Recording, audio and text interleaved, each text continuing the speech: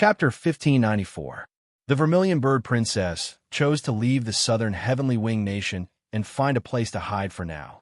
She would only reappear after the human race was eradicated, or after the heavenly human tribe and the heavenly gods were eradicated. Everyone expressed their understanding of the nine-color divine Vermilion Bird's decision. The Vermilion Bird Princess was quite good at hiding. There was no place she couldn't go. After taking care of the Vermilion Bird Princess, and Lin turned to Chun again. Can you tell me my secret now? Why was I able to break through those two colorful energy pillars? There were so many people present, but Chun had asked him to use a dark-type spell technique. Everyone knew that Chun definitely knew something about Lin. Everyone turned to look at Chun with curiosity in their eyes. Chun's eyes flashed, and he fell silent. An expectant expression appeared on Lin's face as he looked at Chun. You promised me that you would tell me my secrets after I destroyed all of these pillars. Chun blinked with a sincere expression. But I want to go back on my word now. Lin. Everyone and Lin was dumbstruck. Never would he have thought that this would be the response he was getting. You're the second heavenly disciple of the heaven-crushing sect. How can you go back on your word? And Lin was astonished. I'm just a normal person. Chun heaved a forlorn sigh. Do I not even have a right to go back on my word as a human? And Lin, everyone, a big shot, was putting on a pitiful expression. Did he have any shame? And Lin felt like he was about to burst into laughter. He really wanted to beat Chun up, but he was no match for him. How could he not feel about this? Chun hesitated momentarily upon seeing Lin's expression, but he still couldn't help but say, There's no harm in telling you, but I hope you can keep this a secret in case some bad karma arises. He suddenly unleashed a halo of light as he spoke, which enshrouded himself and Lin within. This was Chun's own world, a spotless land. Su Xiaolan, the celestial arch, and the others were suddenly unable to see Chun and Lin clearly.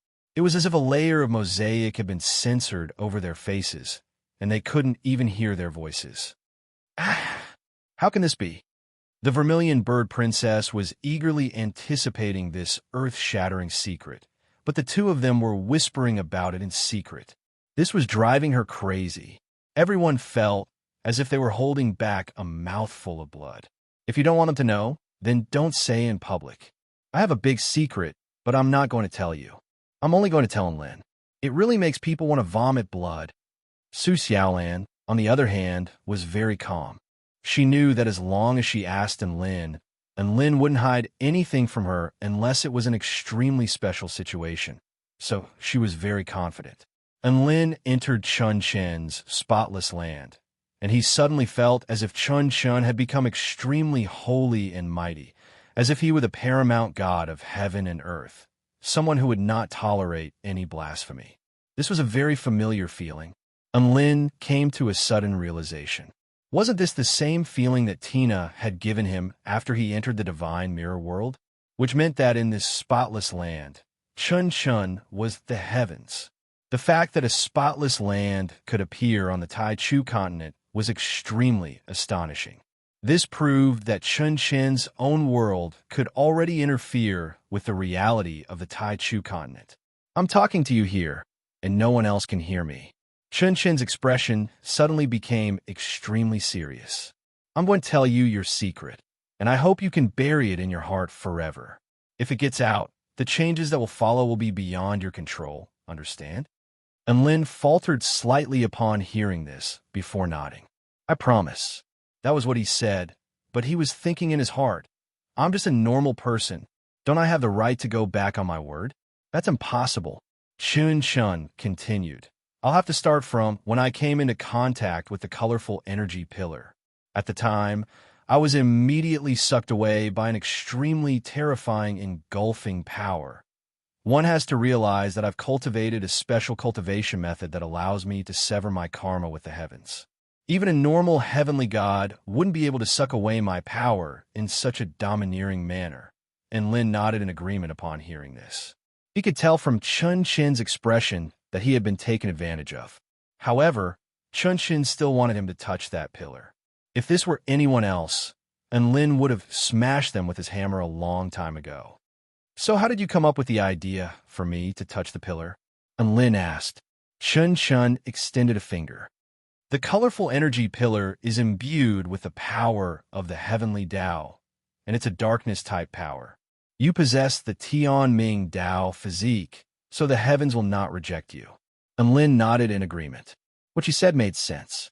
He had heard something similar from the first heavenly disciple of the abyss of evil, the Night Monarch.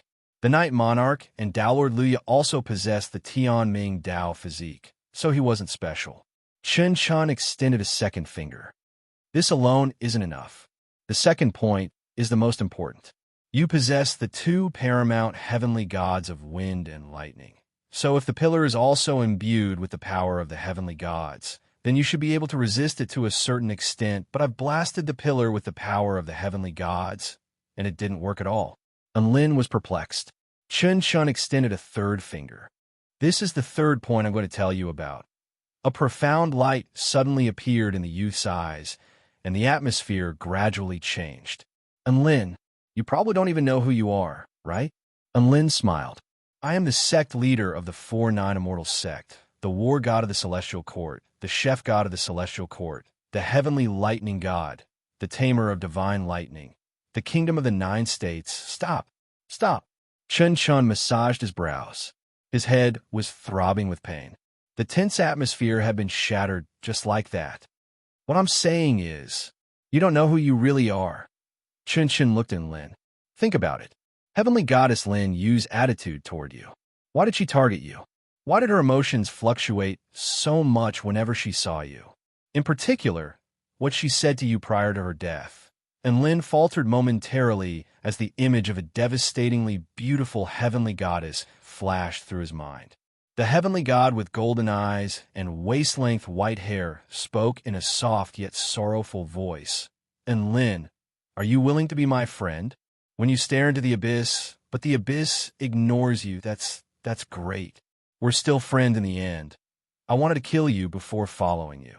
Who would have thought that we'd still be alive and become friends? I'm waiting for you in death and eternal darkness. And Lin didn't think too much about these inexplicable words. Now that he thought about it, all of the clues connected together, and they gave him quite the fright. Chun Chun ignored Lin's expression as he looked at Lin. What kind of power can absorb the paramount powers of the heavenly gods for its own use? What kind of existence can make the most powerful beings of the heavenly human tribe rely on and be reluctant to part with? The final divine halo of a divine heaven-stage cultivator is darkness, right? Who could it be that they're trying to follow? If there's a power that can even devour my power, then that's probably the only power that has the right to do so. As for the power that it left behind in the energy pillar, the best way to do that is to use its own power to break through it. And Lin's features paled slightly. A certain possibility had just been revealed to him, and he found it a little difficult to breathe. Chun Chun asked in a calm and collected manner, And Lin, what would you do if you were the paramount heavenly god of darkness? Chapter 1595. There were 6 paramount powers of the heavenly Tao: sky, earth, ocean, life, light, and darkness. But now, Chun Chun was asking what he should do if Lin was the heavenly darkness god, and Lin's lips twitched. Heavenly darkness god? Did he have something like that? If so, why didn't the system notify him? Why couldn't he use the power of the heavenly darkness god? If he didn't, then how was he going to explain heavenly goddess Lin Yu and the colorful energy pillar? He couldn't just assume that a divine heaven stage, heavenly human tribe mighty figure would spout nonsense before his death, could he? And Lin's mind was in a mess. He was instinctively rejecting that identity, but he was also extremely afraid that that identity would bring him massive changes. The heavenly darkness god was indeed very bad *SS, but what it represented was going to completely change his life. Didn't that mean that he, and Lin, was not a human, but rather a part of the heavenly Tao? And Lin simply couldn't accept this. There had to be a problem somewhere. And Lin's brows furrowed as he racked his brain for an answer. Chun Chun didn't press Lin for an answer, but he didn't press him for an answer. This had to have something to do with the system. But what kind of role did the system play in this matter? Devouring a heavenly god's authority and thus being able to use the authority's power. Is it the power of the darkness authority, or the power of the system?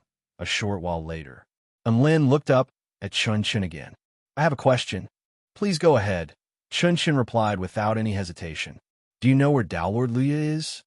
Lin asked.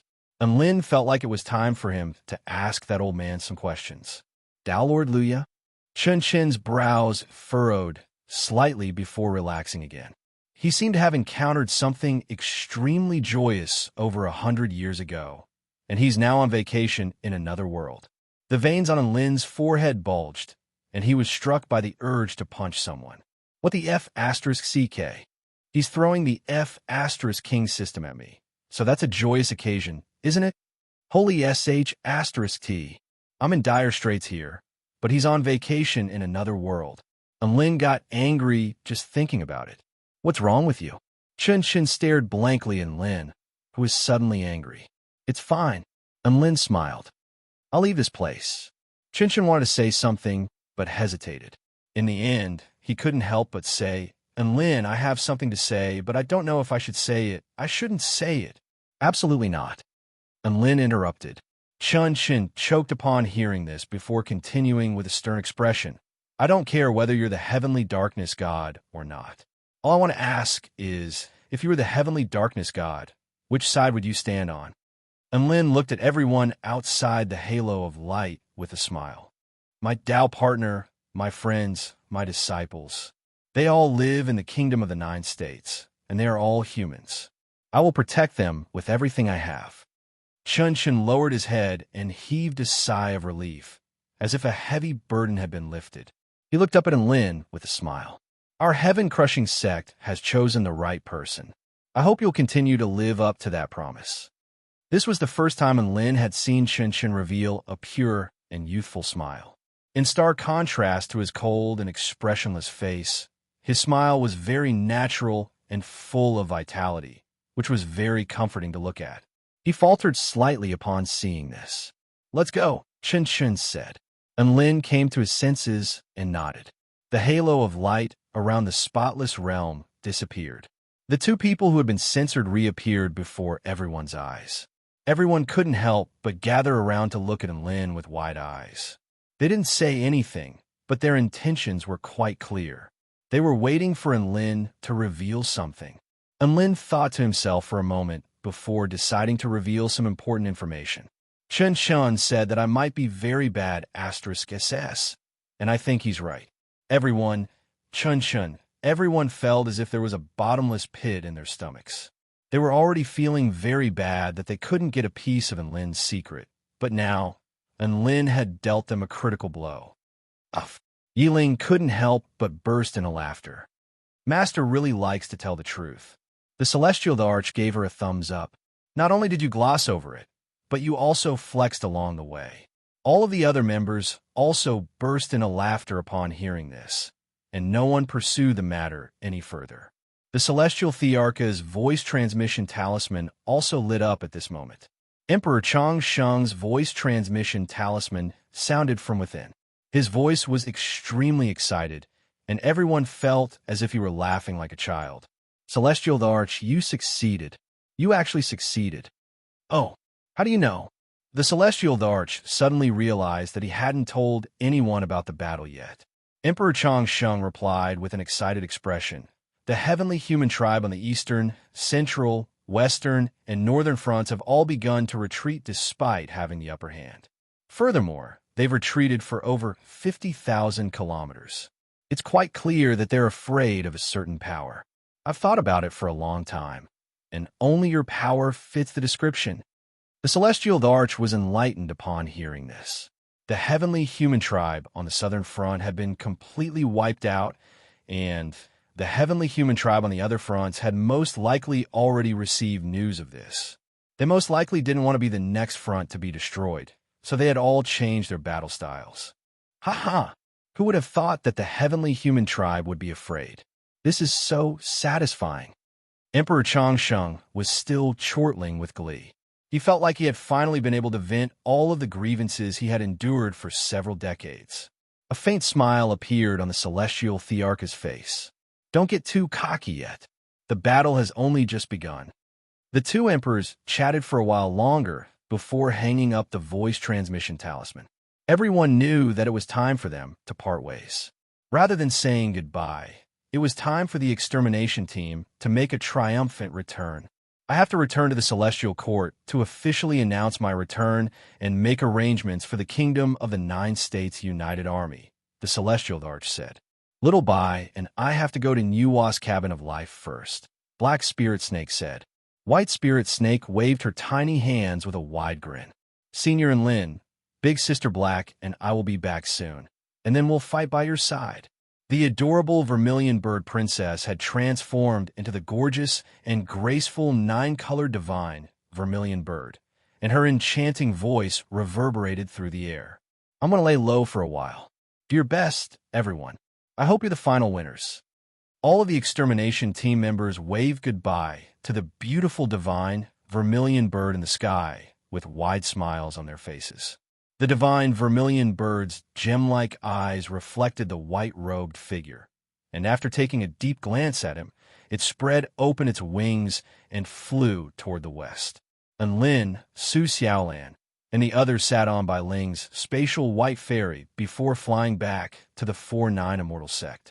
The battle at the southern heavenly gate had officially concluded. Not long after, the news spread at a terrifying speed and instantly spread across the entire continent. The southern heavenly gate had been destroyed, and the entire world was astonished. Chapter 1596. The news of the Celestial Arch of the Celestial Court, the sect leader of the 4-9 immortal sect, and Lin, the great empress of the Snow Tribe, High Priestess Mengji, and Shangwan Yi all spread throughout the entire Tai Chu continent. However, that wasn't the most shocking news. The entire Heavenly Human Tribe United Army had been annihilated. 3 Dao Integration Stage, Super Mighty Figures, and a dozen or so Heaven Pioneer Stage Great Generals had perished. The news that followed was even more terrifying. The impact of this news was like a nuclear bomb, striking all living beings on the entire Tai Chu continent with incredulity. Countless powerful beings fell silent, and countless mighty figures were dumbstruck. The extermination team traveled south, slaying 9 Heaven Pioneer Stage Great Generals, 2 Divine Heaven Stage Heavenly Humans, and 2 Heavenly Gods outside the Southern Heavenly Gate. Even the Heavenly Earth God had to flee in defeat. The passageway between the 2 worlds of the Southern Heavenly Gate had been destroyed, and the Southern Heavenly Gate no longer existed. Waves of shock surged through the entire continent upon hearing this news. Countless living beings drew sharp intakes of breath as if they were listening to a heavenly book. 9 Heaven Pioneers Stage Great Generals? It was quite an exaggeration, but it was still acceptable. But 2 Divine Heaven Stage Heavenly Humans? These legendary God of creation stage powerful beings had never died in the history of the Heavenly Human Tribe, but now 2 of them had died? What kind of joke was this? Furthermore, 2 heavenly gods had been slain in quick succession, and a paramount heavenly god had escaped. This was completely beyond the imagination of all living beings. In the past, this was something that they wouldn't even dare to imagine. But now it was happening right before their eyes. None of the living beings dared to believe this news, but it had been verified by many first-rate powers. The Heavenly Human Tribe United Army had been forced to retreat for over 50,000 kilometers, thereby confirming the authenticity of this news. So, just who was this extermination team that had achieved such a glorious feat? All of the living beings present had their eyes glued to the extermination team. This was a team with such a low-key name, but it had now become the most dazzling existence on the entire continent. This was a stark contrast that made everyone realize just how badass the extermination team was. Look at how inconspicuous their name was. Yet what they were doing was earth-shattering. The extermination squad was tasked with breaking through the most difficult path in the world, a path more difficult than ascending to the heavens. That was because the extermination squad was tasked with breaking through the path of the heavens. There wasn't a single cultivator in the world who wasn't curious about the extermination team. Right at this moment, the 4-9 Immortal sect seemed to have responded to the cries of all living beings on the continent, and they officially announced the list of extermination team members. The return to Void Stage mighty figures included Merlin, Cassidy, Dabai, Xiao Hong, True Nuclear Celestial Immortal, Setting Moon Celestial Immortal, Missing Celestial Immortal, Tina, Lu Qianhuan, Sun Yulaw, Yao Mingxi, Bai Ling, the Fifth Sage, and Lin Integration Stage. Super mighty figures included the Divine Phoenix Maiden, Little Huang, the Celestial Arch, the Ancient Dragon Empress, Raphaela, White Spirit Snake, Black Spirit Snake. There was also a very special person. Second heavenly disciple of the heaven-crushing sect, Chun Chun. When the living beings of the world saw this lineup, they were all shocked. It had to be said that every single one of them was a great figure whose name shook the continent. The lineup was so luxurious that it could be said to be unique in the world. All living beings were able to gain a better understanding of this shocking feat from this incomparably powerful lineup. This was truly a well-prepared and unexpected surprise attack. After all, only such a badass lineup could accomplish something like this. Many rational mighty figures were still in disbelief, thinking that a heavenly god-level enemy like this was not something that could be taken care of. However, reality was staring them in the face, and they had no choice but to accept it. As such, they could only sigh in admiration at how badass the extermination team was. Most importantly, when all of the living beings learned that the team leader wasn't Chun Chun, the Celestial Arch, Black Spirit Snake, or any of the other super mighty figures of the Tao Integration Pinnacle Stage. Instead, it was a return to Void Stage Cultivator by the name of Enlin. Countless living beings began to think back to this legendary figure from 100 years ago. The current sect leader of the 4-9 Immortal sect had returned. Many well-known newspapers and magazines on the Tai Chu continent used the words "The Return of the Monarch" as the headline of this earth-shattering event, expressing their reverence and fanaticism toward that legendary figure. There was no need to doubt Enlin's influence. Perhaps many people would forget his name in the span of 100 years, but if his name were to resound throughout the entire continent again, it would set off a chain reaction that would make him even more popular than before. Many seniors who had lived for over 100 years would recount Enlin's legends to their juniors with relish. All of his stories were full of twists and turns, and all of them made for great conversation topics. Many powerful beings at the Soul Formation Pinnacle Stage praised Enlin with abandon in order to leave a good impression on this Lord of Transcendence who could help others transcend tribulations. Thus, Enlin's name had exploded throughout the entire Tai Chu continent. The 4-9 Immortal sect also exploded as everyone discovered that most of the members of the extermination team were from the 4-9 Immortal sect. The 4-9 Immortal sect had become a legendary sect again. Not only was it the most powerful sect among the 5 great sects, but it was even approaching the level of influence of the Celestial Court. The Kingdom of the 9 States United Army, as well as the allied powers, had transformed into a sea of elation. The Spirit Lake Realm, the Kingdom of the 9 States, the Holy Paradise, the Demonic Realm, the Dragon Tribe of the East Sea, and the West Sea Alliance were all in high spirits. The extermination team had destroyed one of the heavenly human tribe routes, giving them the first glimmer of hope after several decades of arduous battles. That's right, the extermination team had proven through their actions that the heavenly human tribe could be defeated, and so could the heavens. The extermination team had become a legend and a team of hope. News of Raphaela's death spread throughout the entire continent, along with the destruction of the Southern Heavenly Gate. Her death made this battle even more tragic, but it also diluted some of the joy of victory. Raphaela was simply far too popular across the entire continent. The death of the #1 goddess of the Tai Chu continent struck countless living beings with grief, and they all mourned for the kind and gentle archangel. Not only were the Kingdom of the 9 States Alliance mourning for her, but even the heavenly human tribe, Creation Realm, and Western Heavenly Dragon Force were also mourning for her. The reason for this was none other than the fact that her healing light had shone in those places before. The Tai-Chu continent mourned for her even more than the war. The Garden of Eden even held an unprecedented funeral for her to celebrate her heroic deeds to the entire continent. In the eastern region of the Tai-Chu continent, in the Kingdom of the Nine States, ever since the all-out war erupted across the entire continent, it had been a long time since there had been so much celebration. All of this seemed to have been triggered by the return of a certain man. At this moment, that man had already returned to his sect and was resting. Chapter 1597. A storm was brewing in the outside world. The extermination team was renowned across the entire continent. And Lin's name resounded across the entire continent again. He was the team leader of the extermination team, but he was currently in seclusion at the 4-9 Immortal sect, meditating and recuperating as he watched the clouds roll by. During the past few days, Lin had been recuperating at the sect. After all, he would only be able to prepare for more intense battles in the future if he was in a better state. His body had already become extremely frail, and his legs had turned to jelly, to the point where he had to be supported by Yi Ling as he walked. Su Xiaolan was also in a very poor state.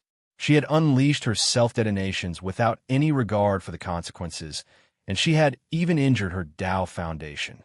If it weren't for the fact that Rafaela's divine Dao reciprocation had healed her Dao foundation, she probably wouldn't even be able to progress in her cultivation base in the future. Two critically ill patients who had overexploded their bodies lay side by side on the recliner. Under the warm sunlight, they leisurely looked at the blue sky and white clouds in the sky, feeling the cool breeze caressing their faces. Yi Ling was wearing a black Taoist robe, and she was feeding fruits to her master and his wife in an obedient manner.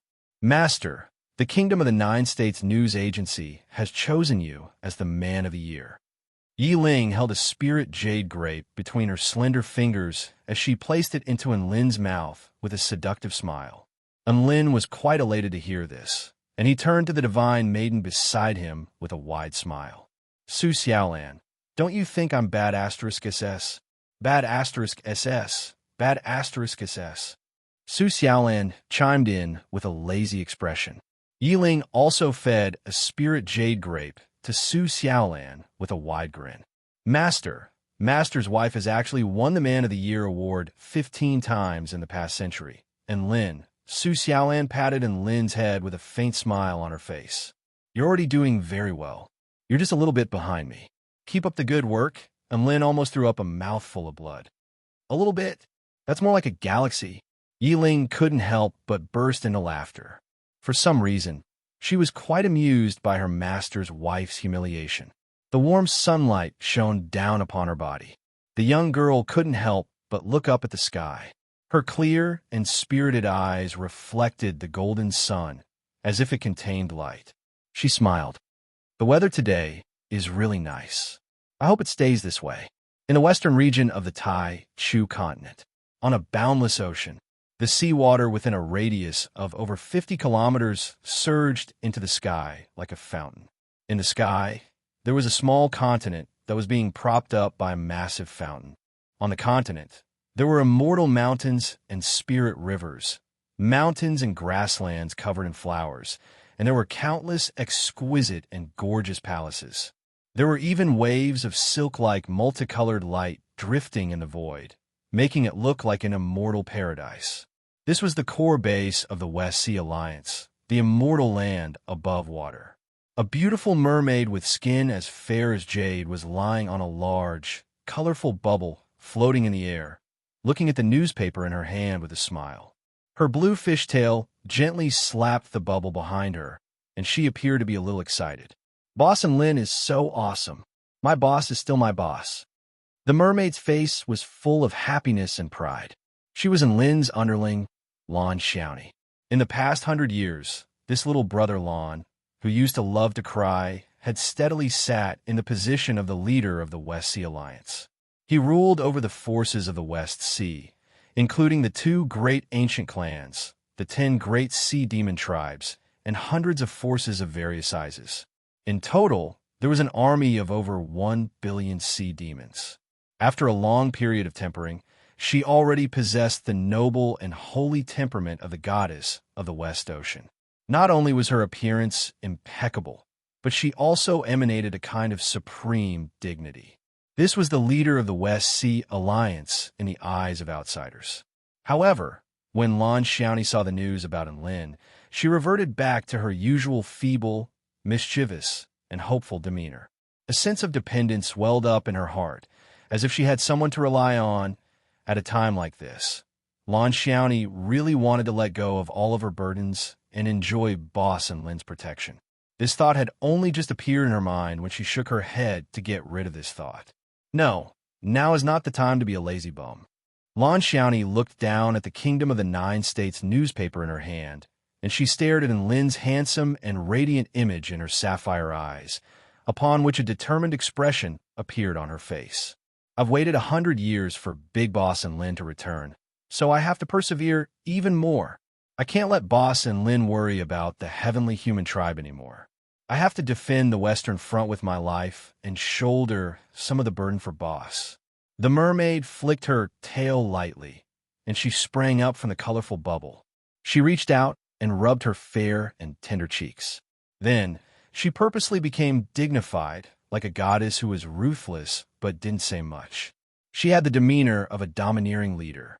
Only then did she fly to the immortal land above water and gather all the experts for a meeting. Within a massive blue palace, Lan Xiaoni sat on her throne with a cold expression on her face. Her luscious black hair was coiled up in a tall bun, and there was a divine seal flashing on her forehead, exuding a paramount aura that made all of the mighty figures of the West Sea involuntarily revere her. 6 Tao, integration stage, super mighty figures, and over 100 return to void stage mighty figures were gathered together, and all of them stood respectfully before her. The heavenly human tribe on the Western Front had retreated for the first time, and the West Sea Alliance was finally able to catch a breather. Only the West Sea Alliance would be able to take on the entire heavenly human tribe on their own. In reality, if it weren't for Lan Xiaoni's power of water and her ability to control the ocean, they would have been crushed a long time ago. Not only has the heavenly lightning god returned, but he has also broken through the heavenly human tribe's southern front's southern heavenly gate. Are you still going to question my decision? Lan Xiaoni raised her chin with an authoritative expression. As soon as he said this, many of the mighty figures present revealed looks of shame and awkwardness. Back when the news of Enlin's death had spread, the West Sea Alliance had been plunged into turmoil. Even though Lan Xiaoni had turned the tide and maintained the stability of the alliance, there were still many mighty figures who were unconvinced. When the heavenly human tribe reappeared, most of the mighty figures and even super mighty figures left the alliance. Just as the West Sea Alliance was on the brink of collapse, Lan Xiaoni awakened the power of the heavenly god of water, and like the ruler of the sea, she once again became the paramount leader of the West Sea Alliance. Even though there were still many mighty figures who were disgruntled during her reign, all of them expressing that they shouldn't be fighting for the human race and for the heavenly lightning god, who was most likely dead. However, Lan Xiaoni always emphasized that Enlin would definitely return and lead the human race and the West Sea to a glorious future. High Priests Gu Yu and Yu Fei Yu, who were the most proficient in divination, had also divined a portion of the future. By following Enlin, there was indeed a chance that they could create an unprecedented, glorious future. Thus, the West Sea Alliance became the most staunch ally of the human race and defended the Western Front for the human race. This defense lasted for over 50 years. Who knew how they managed to hold on for so long? Thankfully, Lan Xiaoni's prophecy came true. The heavenly lightning god really did return, and he proved to the world in his most powerful form by destroying the entire heavenly human tribe army on the southern front. This was extremely exciting news for the West Sea Alliance. It proved that they had chosen the right person to follow, and all of their previous efforts had been worth it. After this incident, Lan Xiaoni's prestige became even more prominent. All of the mighty figures looked up at the woman on the throne and bowed in unison. We pledge our loyalty to Alliance Leader Lan. A faint smile appeared on Lan Xiaoni's face, but she didn't say anything. However, Her heart was already jumping with joy. Chapter 1598. Lan Xiaoni began to set up the West Sea defensive line and assigned all of the mighty figures to guard important locations. She had awakened the power of water, and one of its abilities was the ability to sense what was happening in an area of 500,000 kilometers around her. It was also because of this ability that the West Sea had become her battlefield. No movement of the heavenly human tribe could escape her detection. Lan Xiaoni's rule had become even more stable now, and none of the mighty figures of the West Sea objected to her orders. Instead, all of them expressed their unwavering determination to carry them out. Lan Xiaoni was not going to let her guard down in the upcoming battle. Instead, she was going to be even more cautious. The extermination team had displayed the true power of the heavenly human tribe to the world. Just the southern heavenly gate alone was guarded by 9 Heaven Pioneer stage heavenly humans, 2 divine heaven stage heavenly humans, 2 heavenly gods, and 1 paramount heavenly god. If the southern heaven gate was like that, what about their western heaven gate? After all, they had been fighting for 50 years, and the only reason they hadn't been defeated was because their heavenly god-level opponents hadn't come out to fight. It was even more impossible for the western heavenly gate to not have any heavenly gods. From what Lan Xiaoni knew, the paramount heavenly sea god was buried in a certain tomb deep within the West Sea. The Empyrean deities didn't act because they were afraid of the backlash from the heavenly Tao, or because the timing wasn't right. However, she couldn't just ignore the fact that the enemy hadn't appeared yet. She had to prepare for the worst-case scenario. The meeting was dismissed. Lan Xiaoni continued to bask in the sun on her colorful bubble. Her upper body was wearing a small blue shirt, and her white and slender waist was exposed, shining brightly under the sun. Her fishtail was still swaying gently in boredom. She rested her chin on her hand and fell in a deep thought. What was the worst-case scenario? Lan Xiaoni's eyes lit up slightly. In the worst-case scenario, I'm already a dead fish. In that case, shouldn't I write a will in advance? Let's do it. She took out a brush, ink, and white paper from her storage ring and stuck out her tongue. Her blue eyes were filled with excitement and shyness as she wrote a few words in the upper left corner. Big Boss and Lin. These words were written almost instinctively. Even she didn't expect that the only person she wanted to write a will to would be him. Lan Xiaoni's hand faltered slightly. She suddenly didn't know how to write. What should she write? A bright blush appeared on Lan Xiaoni's face, and it was as if tears were about to seep out of her eyes. Her 2 tiny pearls swayed lightly beneath her earlobes, just like her thumping heart. Alliance Leader Land's pleasant yet conflicted voice rang out from the immortal land above water. Oh, I'm going to die. Achoo! And Lin, who was lying under the warm sun, suddenly sneezed. Yi Ling, who was feeding him fruits, leaned over curiously, and a fragrant aroma wafted into the air as she looked at Enlin with a curious expression. Master, did you catch a cold? Perhaps there's a beauty who's thinking of me. Enlin chuckled. Yiling couldn't help but roll her eyes. Su Xiaolan glanced at Enlin. Enlin shuddered, and he tried to salvage the situation. Maybe it's not a human who misses me. Cats, dogs, insects, fish, and fish can also miss me. I'm a celebrity now.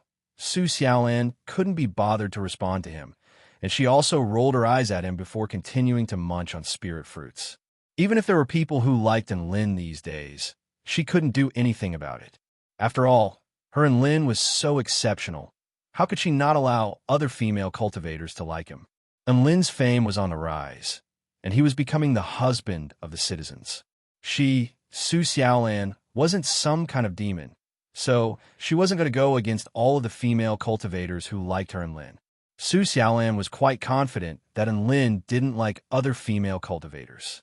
She was also very exceptional, and there were many male cultivators who admired her. However, all of them knew that they weren't good enough for her, and none of them dared to dream of being with her. As for other female cultivators, how many of them could compare to her? If they wanted to compete with her for Enlin, they had to at least weigh their own abilities. She was the most powerful human cultivator in the world, and she was extremely confident. Rumble, all of a sudden, Dark clouds began to gather in the sky, and Lin's expression faltered upon seeing this. In contrast, an elated expression appeared on Yiling's face. Brother and brother are back. In the sky above, two black dragons obscured the entire heaven and earth. Sinister vein patterns appeared on their thick scales, and a paramount dragon might surged through the air. This was the aura of a Tao integration stage, true dragon. And Lin was still lying on his lounge chair, and a smile appeared on his face as he sensed the terrifying auras. The two black dragons were clearly showing off, and their mentality was very similar to Yi Ling's when she had reunited with him back when they were reunited. They were both disciples who wanted to prove their abilities to their master. They wanted to earn their master's approval. Soon, the dark clouds dissipated. Two dragon tribe men in black Taoist robes appeared above the 4-9 immortal sect. One of them was a young man with dragon horns and golden eyes, while the other was a middle-aged man with dragon horns and crimson eyes. The two of them had vastly different dispositions, and their expressions were also quite different upon seeing Lin. Master, you really are still alive. Tears welled up in Xiao Zhe's eyes as he hurriedly made his way over to Lin. He wanted to hug Lin, but he was afraid that this would be too abrupt, so he stood hesitantly in front of Lin. A faint smile appeared on Lin's face as he spread open his arms. Only then did Xiao Zhe embrace him with excitement. This is great. Master, I thought you were already dead, but who would have thought that you would still be alive? It's true. You really are alive, Master. The young man hugged Lin tightly and felt the warmth of Lin's body as he spoke with excitement. Lin's lips twitched slightly. Why did the term alive master sound so weird? Xiao Tu made his way over to Lin with a warm smile on his face, and he extended a natural salute. Your disciple pays his respects to Master. Welcome back, Master. There's no need to be so polite. Lin waved a hand. He clicked his tongue in wonder as he looked at Xiao Zhe and Xiao Tuesday. Who would have thought that both of you would reach the Tao integration stage? Two Tao integration stage true dragons. Just thinking about it makes me feel bad, *SS. You're probably the face of our 4-9 immortal sect now. Master, you're the face of our sect. Xiao Tu spoke with reverence and reverence on his face. He was truly in awe of his master. In the past, he had been won over by Lin's mending of the heavens and rapid progression in his cultivation base. But now, he had been won over by Lin leading the extermination team to wipe out the Heavenly Human Tribe United Army on the Southern Front. His master was a legendary figure who was capable of such feats, and this was something to be proud of. Xiao Zhe was even more direct. If I didn't have master's teachings, how would I be where I am today? And Lin rubbed his nose awkwardly. What did I teach you? A scorching light appeared in Xiao Zhe's eyes as he looked at Lin. Master, you've proven to me that only with power can I be revered and revered by all. You've taught me by example, and I'm willing to give everything I have to achieve this goal. And Lin's mouth gaped open. That worked? Chapter 1599. Su Xiaolan couldn't help but burst into laughter as she ridiculed him. Little Xiao, your ability to spout nonsense with a straight face has improved again. What do you mean by using strength to prove it? Only with great strength can you become respected by thousands of people, and only then can you become high and mighty. Isn't this the same as saying that only with strength can you show off? However, Lin is indeed teaching by example. At the very least, he has proven through his actions that you can flex if you are powerful. If that's your motivation for Tao integration stage, then that's quite a good goal. The woman in the jade dress looked at the handsome young man with a dainty smile on her face. Lin felt as if a sword had been stabbed into his heart. His master was flexing to motivate his disciple so that his disciple could understand the true meaning of life and succeed in Tao integration stage. Even a ghost wouldn't believe such a thing, right? Xiao Zhe looked at Lin with a serious expression and completely ignored Su Xiaolan's words. Master, I'm telling the truth. You have to believe me. And Lin's face convulsed. All right, I believe you. Yi Ling latched onto Lin's arm with a wide grin on her face. My motivation to become more powerful is also because Master has set a very good example for me. I want to prove to Master that you made the right decision to accept me as your disciple and that I didn't disappoint you. Lin's heart had been stabbed a few times, but it had been healed by the adorable Ling. I don't have as much sincerity as you do. Xiao Tu heaved a forlorn sigh. I just don't want to die. I just want to live longer. Lin nodded with approval. That's a very good goal. From a certain perspective, Xiao Tu's motivation to become more powerful was the most reliable one. Not long after that, a beautiful woman with a shimmering golden body made her way over to them. She latched onto Xiao Zhe's arm and bowed with a faint smile on her face. Fanny pays her respects to sect leader Lin. Lin's eyes lit up. You too? Fanny and Xiaoza blushed at the same time. Master, I became Dao partners with Fanny 60 years ago. Xiaoza was a little embarrassed as he scratched his head awkwardly. Fanny also wore a shy expression as she stared at Lin. Lin was a little dazed. Xiaoza, who was not very good with words, had finally managed to win Fanny's heart. Thinking back in the opposite shore realm, he was the most crucial assisting player. At the time, he didn't have anything to give to his disciple, so he decided to give his disciple a wife. He then made a bet with Fanny, and if he lost, he had to agree to one of her requests. After that, Fanny lost, and he asked Fanny to try to be friends with Xiaoza. Xiaoza successfully won over Fanny with his silver tongue. Who would have thought that after several decades, Xiaoza and Fanny would actually be together, personally facilitating a marriage? And this marriage was a major event in his disciple's life. As a master, this kind of feeling was quite wonderful. Congratulations, congratulations. I wish you two happiness forever. And Lin stood up to congratulate them with an elated smile on his face. Xiaoza and Fanny were also very happy to receive Lin's blessings.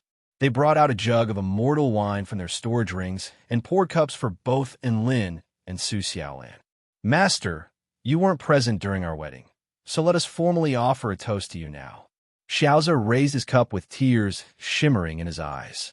Fanny also extended a slender hand and raised a glass of wine with a grateful expression. Zhe's master is the person I respect the most. If it weren't for you, I wouldn't have been able to find Zhe and reap the fruits of my happiness. Little Zhe, the two of them looked at one another with deep emotion. And Lin's flesh crawled as he raised his cup again to congratulate the two of them. Oh wait, they weren't really newlyweds. They had been married for several decades, so they could be considered an old married couple. After toasting Lin, Xiaoza and Fanny made their way over to Su Xiaolan with wide grins on their faces. Let us offer another toast to Master's wife. Xiaoza's eyes lit up. Su Xiaolan also stood up from her lounge chair with a vibrant smile on her face. I wish you two happiness for the rest of your lives. Fanny extended a salute before asking, with a hint of anticipation in her eyes, when will we be able to attend Master and Master's wife's wedding? After all, I heard from Zhe that your agreement. The shimmering golden woman raised her eyebrows with a knowing expression. Su Xiaolan naturally knew what she wanted to say, and she didn't say anything for once. Instead, she turned to Lin with an affectionate smile on her face. I'll listen to Lin on this, and I'll let Lin decide. Oh, Fanny let loose a meaningful cry of surprise. Xiaoza, Xiao Tu, and Ling also chimed in. And Lin blushed upon hearing the mention of his wedding with Su Xiaolan, and he glared at them. What are you all yelling about? Even though that was what he was saying, he still wore a smile on his face. Xiaoza chuckled. Who would have thought that Master's wife, who has always been very assertive, would be so gentle and helpless in front of Master? Su Xiaolan's eyebrows perked up slightly as she let out a long sigh. Master's wife is very gentle and beautiful, just like a goddess. Xiaoza immediately spoke with an extremely sincere expression, and you really respect Master. After all, in your hearts, each other's feelings are the most important. This is also a sign of true love, higher than the heavens and deeper than the ocean. All right, hurry up and withdraw your divine technique. Su Xiaolan rolled her eyes. Xiaoza shut his mouth with a sheepish expression. Lin was completely dumbstruck. He thought to himself, the divine Tao this disciple has attained is probably diatribe, right? Due to the destruction of the southern heavenly gate, the other four heavenly human tribe armies had retreated for over 50,000 kilometers, giving the Kingdom of the Nine States United Army a chance to catch their breath. It was exactly because of this that Xiaoza and Xiao too couldn't wait to return to the sect to see Lin. Soon, everyone else also returned. Xiao Chou and Bai Yao also returned. It was said that time was like a butcher's knife. However, the passage of 100 years didn't leave a single mark on Xiao Chou's face. He was still as ugly as ever, and he was even uglier as he wailed in Lin's arms. However, Lin was very touched. In his eyes, Xiao Chou was extremely handsome. Bai Yao extended a curtsy toward Lin with a faint smile on her face. She was still as seductive as ever, and she was very pleasing to the eye. Bai Muyu also made her way over with a vibrant smile on her extremely beautiful features. I pay my respects to sect leader Lin. Please take care of me in the future. We're all one family, so there's no need to be so formal. Lin chuckled. They really were one family now. Ever since the creation realm decided to join the Heavenly Human Tribe United Army, the White Fox Tribe Imperial family had all migrated to the 4-9 Immortal sect. Lin was naturally more than happy to welcome them. There were many handsome men and beautiful women in the sect now, so why not? After the White Fox Tribe migrated, the 4-9 Immortal sect gained close to 10 return to Void Stage mighty figures. Lin suddenly recalled that Xiao Chou and Bai Yao were both returned to Void Initial Stage mighty figures. Thinking about it now, it seemed like his beast pets and servants were also returned to Void Stage mighty figures. I'm the one with the lowest cultivation base again. Chapter 1600. With this in mind, Lin was instantly motivated to cultivate again. The challenges in the future were only going to become more and more severe, so he had to find an opportunity to improve his cultivation base. As for the 100-year promise, Lin had already mentioned that promise to Su Xiaolan when they were reunited. Su Xiaolan had told him to listen to Lin at any time. Lin, on the other hand, said that he would only get married after taking care of the heavenly human tribe. He didn't want to host a wedding only to have a bunch of heavenly gods come to ruin the wedding and launch a surprise attack on him. If he was going to hold a wedding, then he had to hold it in a safe, smooth, and joyful manner. This was going to be the best memory of his life, and he couldn't afford to make any mistakes.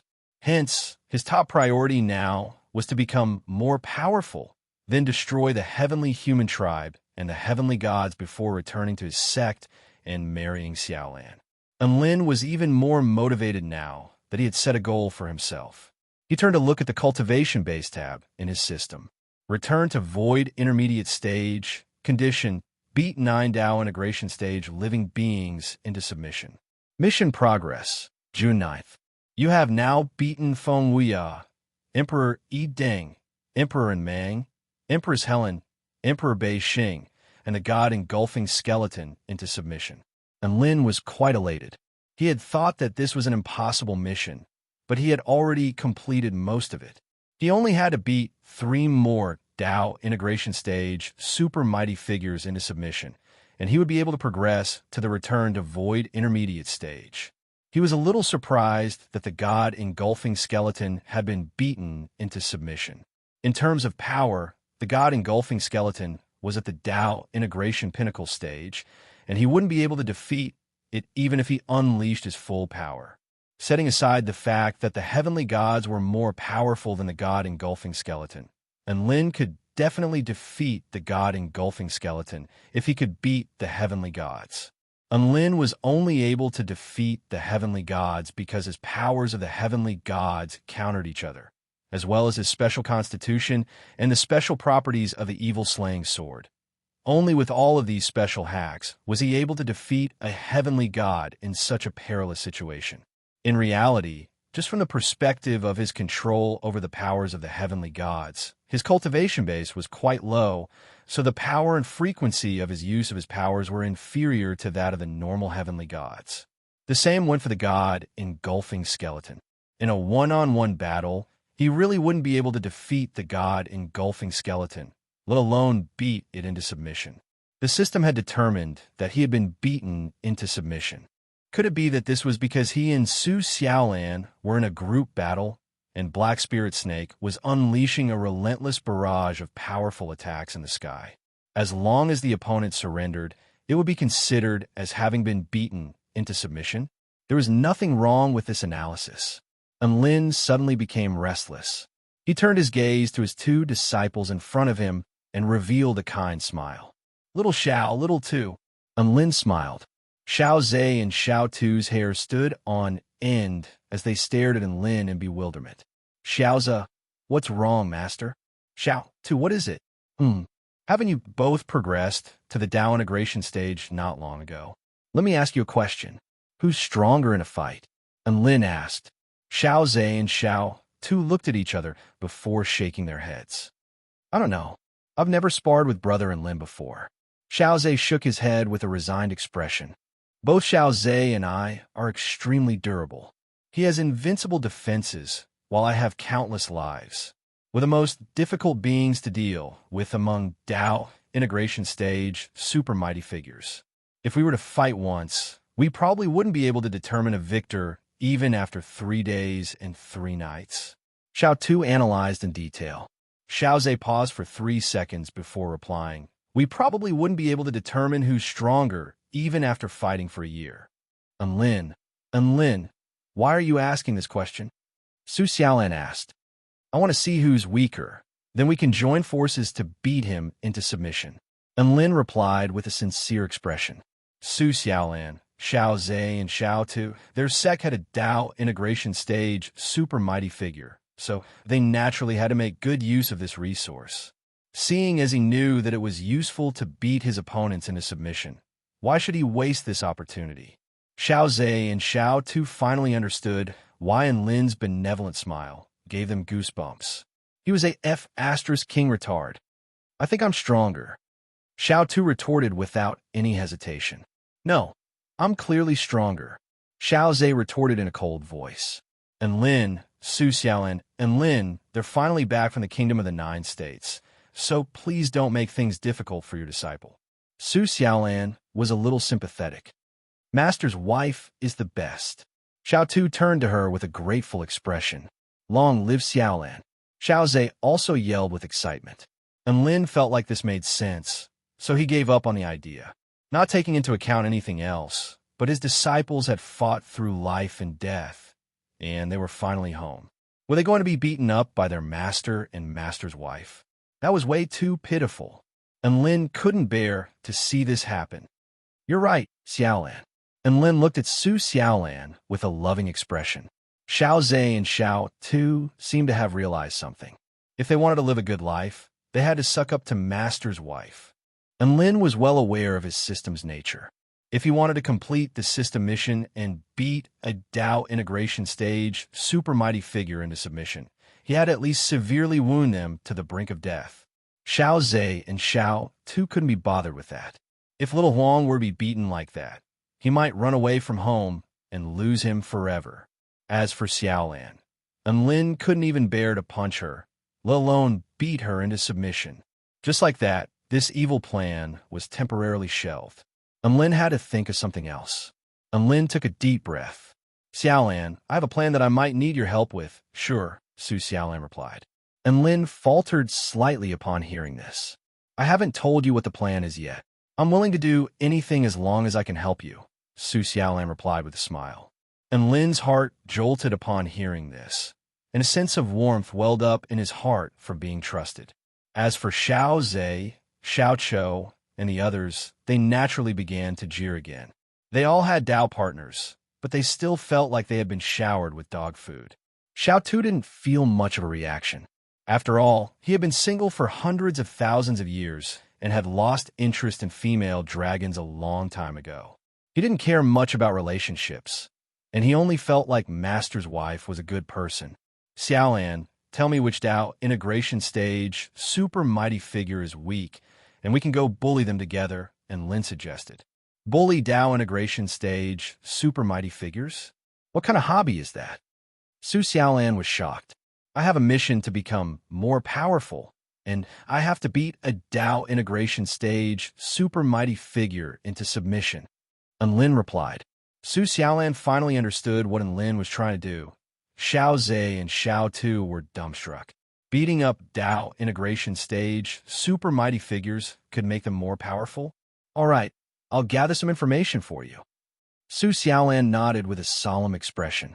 She knew that Enlin really did want to take advantage of this opportunity to become more powerful while the battle was still relatively easy. As for becoming more powerful through the Dao integration stage, others might not believe it, but Su Xiaolan definitely believed it. A man who could progress through consuming beast cores and divine pills. Why couldn't he become more powerful through beating up Dao integration stage super mighty figures? Chapter 1601. Su Xiaolan's support made Enlin very happy. Thus, the two of them began to ponder over who to target. Let's ignore the Dao integration stage super mighty figures that have joined the Heavenly Human Tribe United Army for now. After all, if we provoke them, divine heaven stage powerful beings and heavenly gods could easily be drawn to us, Su Xiaolan analyzed. Enlin nodded in agreement. Then let's start with the super mighty figures that harbor enmity toward the Kingdom of the Nine States, but haven't joined the Heavenly Human Tribe United Army yet. Su Xiaolan nodded in agreement. Those are all hidden landmines that might jump out at any time to attack the human race. If we can completely eradicate them, then we'll be killing two birds with one stone. At this moment, a woman in a colorful dress made her way over with a warm and pleasant smile. Master, I just went to the myriad flower forest of the gem state to collect some top-notch nectar. Would you like to try some? Oh, little Gu. Xiao Gu, should I call you Xiao Dai now? Enlin accepted the nectar and looked at the beautiful woman before him with a smile on his face. She was as beautiful as a Jiangnan river beauty. The woman in a colorful dress bowed gracefully, and a gentle smile appeared on her face. You can call me whatever you like, Master. Enlin clicked his tongue in wonder. Since when was little Goose so feminine? Could it be that her disposition had also changed after reaching the pinnacle of the return to void intermediate stage? Little Goose seemed to have sensed Enlin's thoughts, and she explained patiently, I'm cultivating in the Tao of metamorphosis, so I naturally have to be more like a butterfly. Occasionally dressing up as a flower maiden is my hobby, and it's also part of my cultivation. You can do that? Enlin was astonished. Nothing is too strange in this vast world. Little Gu didn't think there was a problem. Her bestie, Xiao Hong, was able to attain her divine Tao even while basking in the sun, so it was no problem for her to attain her divine Tao by dressing up as a flower maiden. Su Xiaolan continued with a dainty smile. Nothing is too strange in this vast world, but the most extraordinary of all are the members of the Nine Immortal sect. As the acting sect master for decades, she naturally had the right to say such words. Su Xiaolan counted on her slender fingers. There's little Gu, who attempted to attain the divine Tao by transforming into a flower. There's Xiao Hong, who attained the divine Tao by basking in the sun. There's Xiao Tu, who attained the Tao integration stage because he didn't want to die. There's Xian Yuan Cheng, who progressed to the return to void stage after accidentally blowing himself up while researching explosions. There's Sun Yuluo, who progressed to the return to void stage after being given nightmares by the sword spirit. There's Cassidy and Merlin, who attained the divine Tao for the sake of blood. There's Yiling, who progressed to the return to void pinnacle stage while weeping in front of Enlin's grave. There's little Na, who jumped to the return to void pinnacle stage. She counted all of the Nine Immortal sect members who had made breakthroughs through various inexplicable methods, and Enlin was completely flabbergasted. If he hadn't heard it, he wouldn't have known, but now that he heard it, they were all freaking weirdos. There were all kinds of strange ways to break through. What was wrong with the members of this sect? Were they collectively letting themselves go? An apologetic expression appeared on her face, as if she was feeling a little guilty for making her breakthroughs too easily, and she was afraid that she would agitate everyone present. Yiling pursed her lips with a bright blush on her face. It was already embarrassing enough for her to suddenly make a breakthrough while weeping in front of a grave, But what was even more terrifying was that the person she had been weeping in front of was now standing right in front of her. It was extremely embarrassing. Su Xiaolan turned to Enlin with a meaningful expression as she spoke. Of course, our sect leader's method of making breakthroughs is also the most bizarre. I've never seen our sect leader cultivate seriously before, and he's always doing all kinds of strange things, but his cultivation base just keeps progressing. Everyone burst into raucous laughter upon hearing this, and they felt a lot more at ease. They were all worried that their methods of making breakthroughs were too strange, and they were feeling a little uneasy. However, compared to their sect leader, their methods were completely insignificant. With that in mind, their uneasy hearts finally relaxed a little. Huh, wait, and Lin faltered momentarily before asking, "That's not what we were discussing just then, right?" Su Xiaolan also came to her senses. "That's right, we were discussing how to defeat Dao integration stage super mighty figures."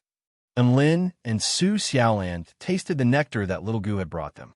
The nectar was extremely fragrant and sweet, and not only did it gently tickle their taste buds, it also spread throughout their entire bodies, making them feel as if they were being melted by a sweet aroma, making them feel extremely comfortable. "Delicious," Su Xiaolan praised. "More." And Lin was also very excited as he ate. Little Gu wore a warm smile as she produced 2 more cups of nectar before placing them in front of Lin and Su Xiaolan. The two of them continued to discuss their original problem as they ate the nectar. "Let's not think about the dark marshlands for now. I've already beaten Yi Dang into submission, and Emperor Fu Tian is at the Dao integration pinnacle stage, so he won't be easy to deal with." And Lin said, "Let's try to stay close to our enemies. If we're too far away from the Kingdom of the Nine States, we might be surrounded or intercepted by other enemies," Su Xiaolan continued. A few first-rate powers flashed through Lin's mind, and he nodded lightly. "Then let's not think about the Western Heavenly Dragon Forest and the Creation Realm for now."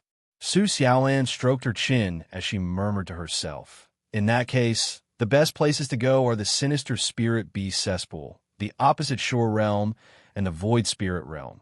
And Lin smiled upon detecting the peculiar expression on Su Xiaolan's face. "Su Xiaolan, when I become more powerful, I'll go to the Void Spirit Realm with you again.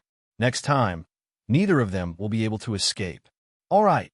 Su Xiaolan looked at Lin with a loving expression. Their next choices were the Sinister Spirit Beast Cesspool and the Opposite Shore Realm. And Lin turned his eyes toward Fanny and Little Gu. One of them was the daughter of the Pill Sage of the Ghost Tribe, while the other was a return to Void Stage immortal beast from the Sinister Spirit Beast Cesspool.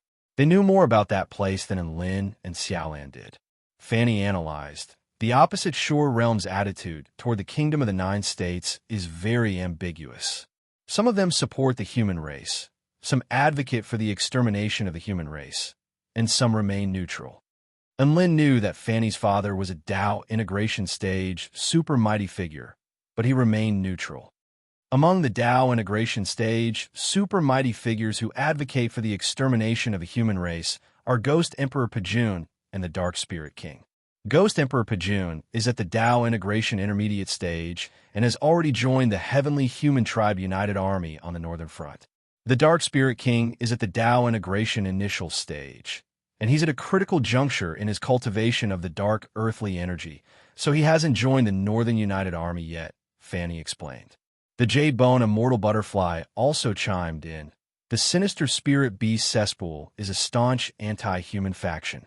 All 4 mythological beasts have joined the Heavenly Human Tribe United Army, but only the Dao Integration Initial Stage Primordial Demonic Bear and the Dao Integration Intermediate Stage Thousand Change Divine Monkey have actually joined the army. As for the Dao Integration Initial Stage Divine Bat Emperor and the Dao Integration Pinnacle Stage Heavenly Venerate Yuqiong, they're both staying in the Sinister Spirit Beast Cesspool. I wonder what they're preparing. And Lin and Su Xiaolan looked at each other to see the excitement in each other's eyes. Should we start with the Dao Integration Initial Stage Super Mighty Figures? Su Xiaolan asked. A cruel smile appeared on Lin's face. All right, the Dark Spirit King and the Divine Bat Emperor. Your good days are over. Chapter 1602. And Lin and Su Xiaolan decided to start by beating the Dark Spirit King and the Divine Bat Emperor into submission. This operation required speed, accuracy, and ruthlessness, so it was not suitable for a large-scale operation. Xiao Tu and Xiao Zhe were the main forces on the eastern front of the Kingdom of the Nine States, and they had to guard the eastern front as well, so they couldn't leave for now. As for Phoenix Little Huang, it had to take Su Xiaolan's place to guard the northern front. The northern front was still too weak compared to the other fronts. Even with the Snow Maiden's Great Empress and the High Priestess, it was still a little lacking without Su Xiaolan and the Phoenix. Hence, it was better to leave Little Huang to guard the northern front for now. After a brief discussion, Lin and Su Xiaolan decided to bring Little Na, who was just barely comparable to a Dao integration stage super mighty figure. The three of them would be able to defeat a Dao integration initial stage super mighty figure with ease. They rested for another 3 days, and after recovering from their injuries and energy, they marched into the Opposite Shore Realm again. The Opposite Shore Realm was a paradise for the dead. It was located in the northwestern region of the Kingdom of the Nine States, and it was comparable to the Kingdom of the Nine States in size. Due to the special laws of heaven and earth, the Opposite Shore Realm was shrouded in eternal darkness and extremely rich in energy, making it the ideal place to cultivate in the Ghost Dao. It was exactly because of this that there were many evil cultivators there. And Lin, Su Xiaolan, and Tina traveled through space. Dao integration stage, super mighty figures will be able to sense each other as their Dao resonates with heaven and earth. Hence, I have to teach you a special concealment spell technique that can conceal the aura of your Dao. And Lin explained with a smile. Su Xiaolan was astonished. There's a spell technique like that. Of course. Why do you think Chun Chun and the others were able to avoid detection during the extermination team's operation? Even the heavenly gods couldn't detect them, and it was all thanks to that spell technique. A white light shimmered on Lin's fingertip as he nodded toward Su Xiaolan's glabella. Don't refuse. I'll teach you the true intent of the spell technique. It's very easy to master. Su Xiaolan did as she was told and closed her eyes to feel the boundless Dao art true meaning. After a short moment, she opened her eyes, and her eyes were filled with a bright color. What an exquisite spell technique. He's simply blazing a new trail and forming a system of his own. Su Xiaolan sighed and said, the illusory body art can conceal the aura of the Dao and can even avoid the detection of the heavenly Dao. And Lin nodded with a smile. When Chun Chun and I were searching for an exit in the River of Time, we used this spell technique to evade the heavenly time god's power. So many Dao integration stage super mighty figures were unable to solve this problem. Yet the heaven-crushing sect was able to solve it. It has to be said that the heaven-crushing sect really is something. It's more than that. Su Xiaolan rolled her eyes at Lin. Also, don't talk to me like an old man. Lin laughed heartily.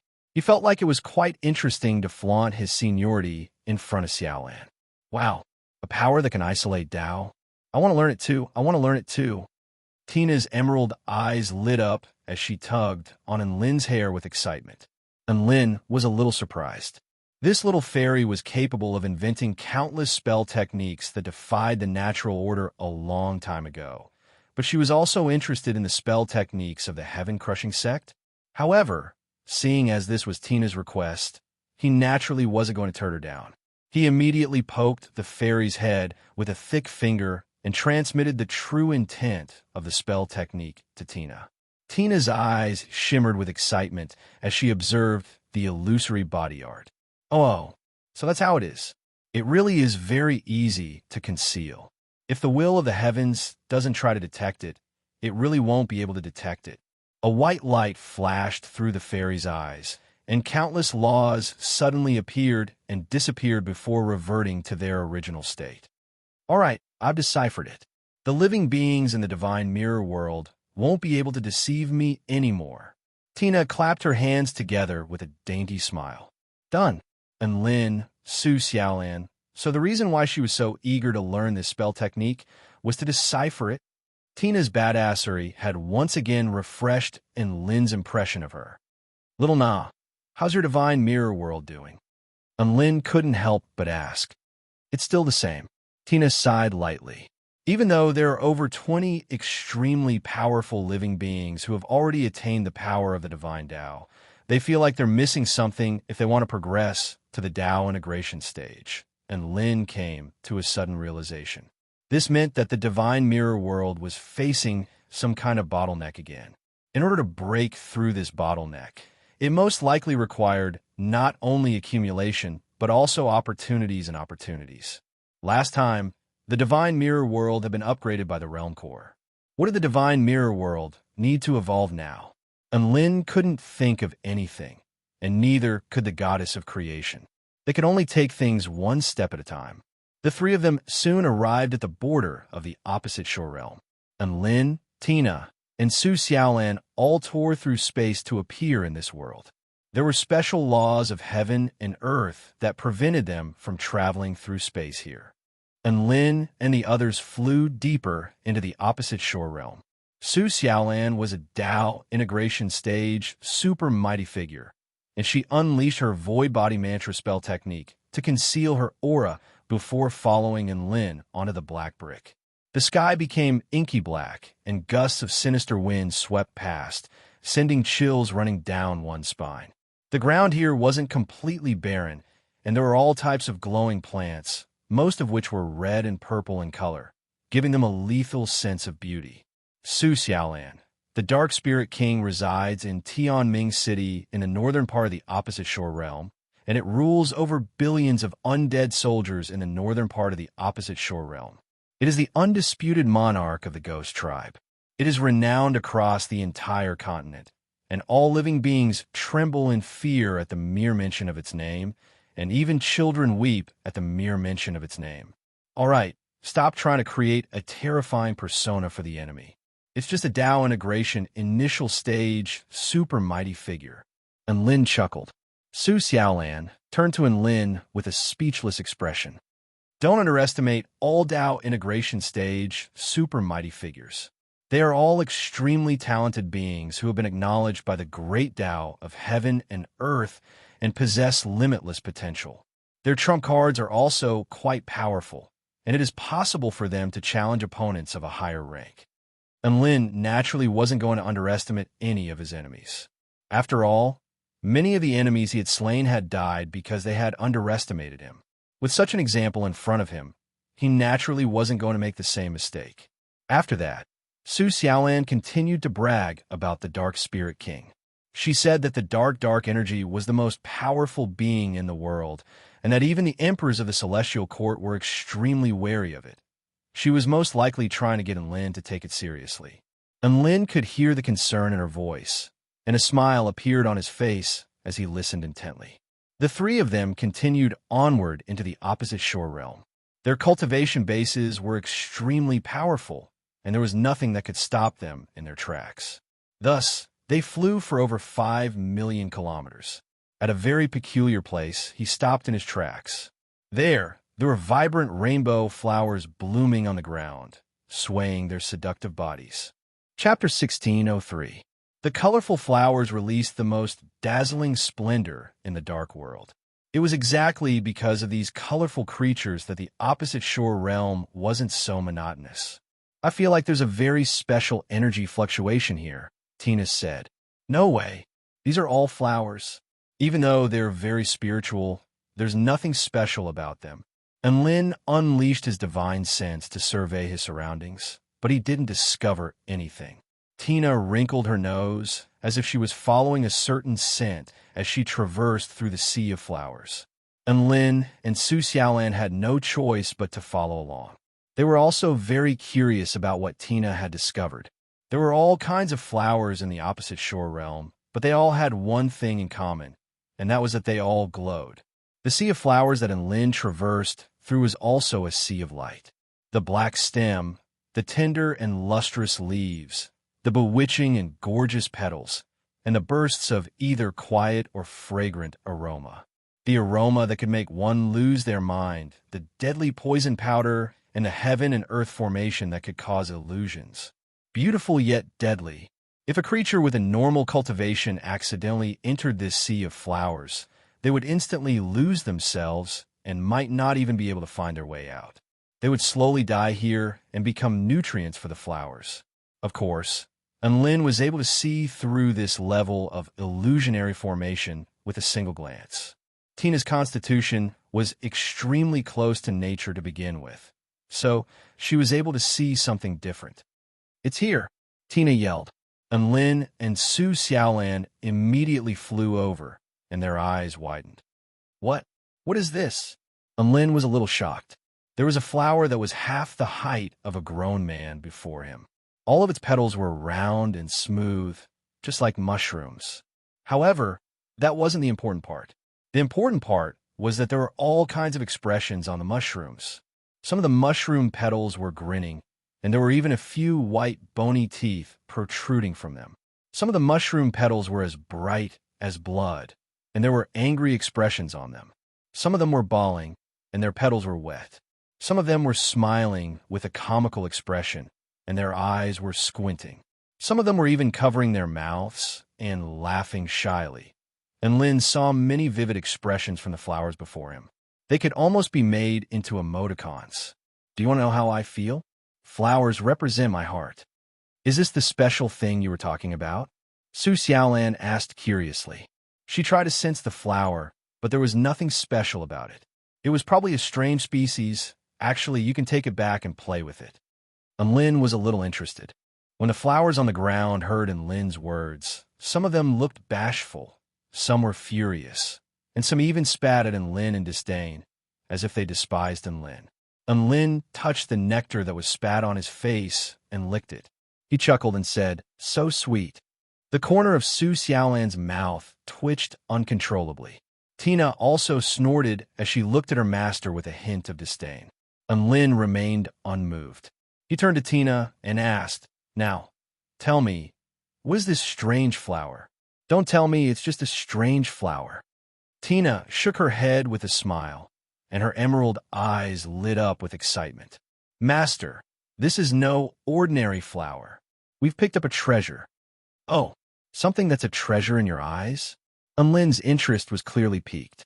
The goddess of creation's standards were extremely high. In the core immortal realm of the divine mirror world, spirit-rank fruits and immortal-rank treasures were nothing more than snacks to her. What could make Tina this excited? The semi-transparent wings on Tina's back flapped gently, and she landed lightly on the mushroom-shaped flower petal. The petal immediately revealed an angry expression. Its face turned red, and two black lines rose up on its round head like eyebrows. It bared its teeth, revealing an expression of anger. That lively expression reminds me of Xiaohong. Su Xiaolan couldn't help but chuckle. Tina reached out and gently caressed the flower with her tiny, white hands. Not only was that mushroom-shaped flower petal enraged, but all of the other 98 petals were also enraged, as if they were saying, "Don't touch me." Lin and Su Xiaolan were both quite amused. A series of golden inscriptions began to appear on Tina's forehead, each of which was imbued with an indescribable sense of divinity, as if a paramount god had personally carved down a paramount command. The inscriptions formed a peculiar divine seal. The little fairy's aura also transformed in that instant. Her figure seemed to be pulled up infinitely, transcending beyond the world. The entire world seemed to be in the palm of her hand. With a flip of her hand, she could overturn the earth and cover the sky with another. Lin was truly astonished this time. "I've only sensed this aura from the three pure ones in Yuhua. No, I can also sense it from Tina in the divine mirror world. But isn't this the Tai Chu continent?" Su Xiaolan was also astonished. Could it be that Little Na can already unleash God of creation stage power? Even Dao integration stage, super mighty figures like Lin and Su Xiaolan were stunned by Tina's aura, let alone the mushroom-shaped flower. Expressions of shock and horror appeared on all of the flower petals, and they immediately converged to form a red ball before separating from their roots and rolling into the distance. However, Tina materialized a huge vital energy hand in the next instant before grabbing onto the ball with a wide smile on her face. Hee hee, you finally revealed your true form. Underworld Dow Flower. The ball trembled uncontrollably in the vital energy hand and didn't say anything. Underworld Dow Flower. And Lin was dumbstruck. Su Xiaolan finally discovered that something was amiss when the flower revealed its true form, and her expression also shifted drastically. This little thing's aura has suddenly become extremely profound, and it can draw upon the Tao of heaven and earth to conceal its power. Tina stroked the round red ball and nodded with a smile. Immortal rank treasures are extremely rare and ethereal. They're extremely rare and precious treasures. Divine rank treasures are extremely rare even on the entire Tai Chu continent. However, this underworld Tao flower is a supreme treasure imbued with the Tao of its own. Normal plants have a certain chance of attaining sentience after living for a long time, but this underworld Tao flower has attained Tao after living for a long time. If it weren't for the fact that I'm the goddess of creation and am extremely sensitive to the Tao of heaven and earth, I would most likely have been deceived by its mundane appearance and failed to see the Tao intent hidden within it. It's only one step away from Tao integration stage, tribulation transcendence. And Lin and Su Xiaolan both drew a sharp intake of breath as their eyes widened with shock. They stared blankly at the red ball in Tina's vital energy hand. This mushroom-shaped flower was going to Tao integration stage. They had thought that Xiao Hong was already freakish enough after attaining the power of the divine Tao while basking in the sun. But this mushroom-shaped flower was going to attain Tao after living for a long time, and it was going to silently progress to Tao integration stage, tribulation transcendence here. Chapter 1604. And Lin and Su Xiaolan were initially astonished before staring at the mushroom flower with a scorching light in their eyes. This was a Tao integration stage flower. Anyone would be tempted by this, wouldn't they? Su Xiaolan swallowed involuntarily, and Lin was drooling as well. The mushroom flower couldn't stand Lin's lecherous expression any longer, and it opened up its petals before spitting another mouthful of saliva onto Lin's face. And Lin wiped the nectar off his face before licking his finger. So sweet. Tina, Su Xiaolan, and Lin, please watch your image. As a professional protector, she couldn't bear to watch this any longer. And Lin was quite calm as he stared at the flower with a scorching light in his eyes. Little Na, we finally found it. So what are you going to do with it? Do you want me to look after it for you? After you grow up, I'll... He didn't even get a chance to finish his sentence before the sound of unfamiliar footsteps suddenly erupted from behind him. Forgive me for being blunt, but this is daylight robbery, a male voice sounded. And Lin and Su Xiaolan were both given a fright. No one had ever been able to approach them within a 5-kilometer radius. When did this person approach them? And Lin immediately turned around to look at the approaching man with a cautious expression. The man appeared to be a young man in his 20s. He wore a light purple Taoist robe and had a gentle expression on his face. He wasn't all that handsome, and in fact, he gave off a feeling of weakness and gentleness. A human? There were humans in the opposite shore realm, a place filled with ghosts. And Lin's expression shifted, but he didn't act recklessly. Instead, he spoke with a serious expression. How could you say this is daylight robbery? I'm Little Na's master, so what's wrong with me looking after this thing for her? The man faltered slightly before bursting into laughter. This is my garden. He pointed the red ball in Tina's hand. I planted this. And Lin was dumbfounded and didn't know what to say. He had initially thought that the other party was just rebuking him for trying to take over Tina's flower and calling him a robbery. However, he didn't think that the owner of the flower would be pointing fingers at him and Tina, the two bandits. Tina's little hands trembled, and she tossed the flower onto the ground with an adorable smile. Su Xiaolan held her forehead with one hand and sighed helplessly. I knew it. How could it be possible to pick up a treasure so casually? So it's a treasure that someone planted here after a short shock, and Lin immediately bowed and apologized. Fellow Taoist, I'm really sorry for offending you before. Even with his strength, he couldn't see through the other party's cultivation. It was obvious that the man standing in front of him was not simple. He was just a little puzzled. Why do you have to meet a big boss every time he went out? This was too unlucky. He hoped that the big boss would have a good temper. At this moment, the flower extended its petals, branches, and roots again before blooming on the ground. It seemed to have found a backer, and it straightened its body before spitting at Enlin. The nectar was then splashed onto Enlin's face, and Lin didn't dare to be perverted anymore. He wiped the nectar off his face before stowing it away into his storage ring. The nectar of the underworld Dow flower was at least a high-rank spirit item, so it was quite valuable. The purple-robed man wasn't angry at all.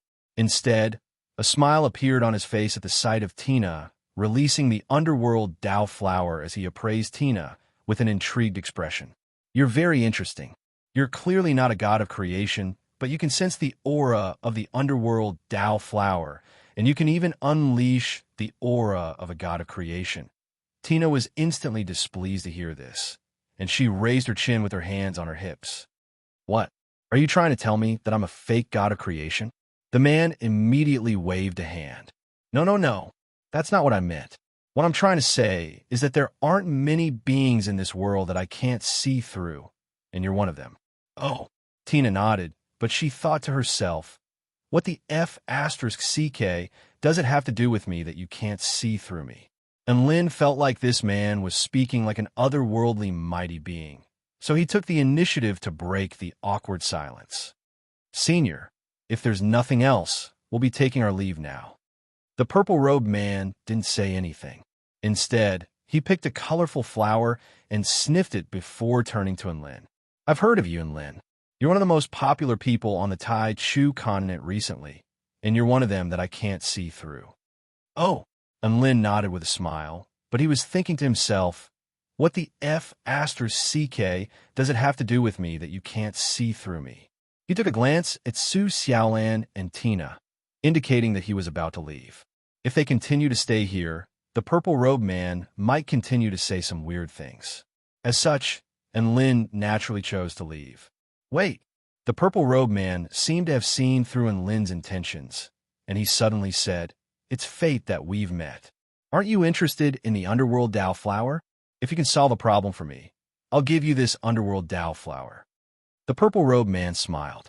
Enlin, Su Xiaolan, and Tina's footsteps faltered as their eyes lit up at the same time. All 99 petals of the underworld Dow flower suddenly displayed pitiable expressions, as if they were extremely sad and pained by the purple-robed man's decision. Senior, you have a good eye for talent. And Lin smiled as he vowed, there's nothing in this world that I, and Lin, can't do.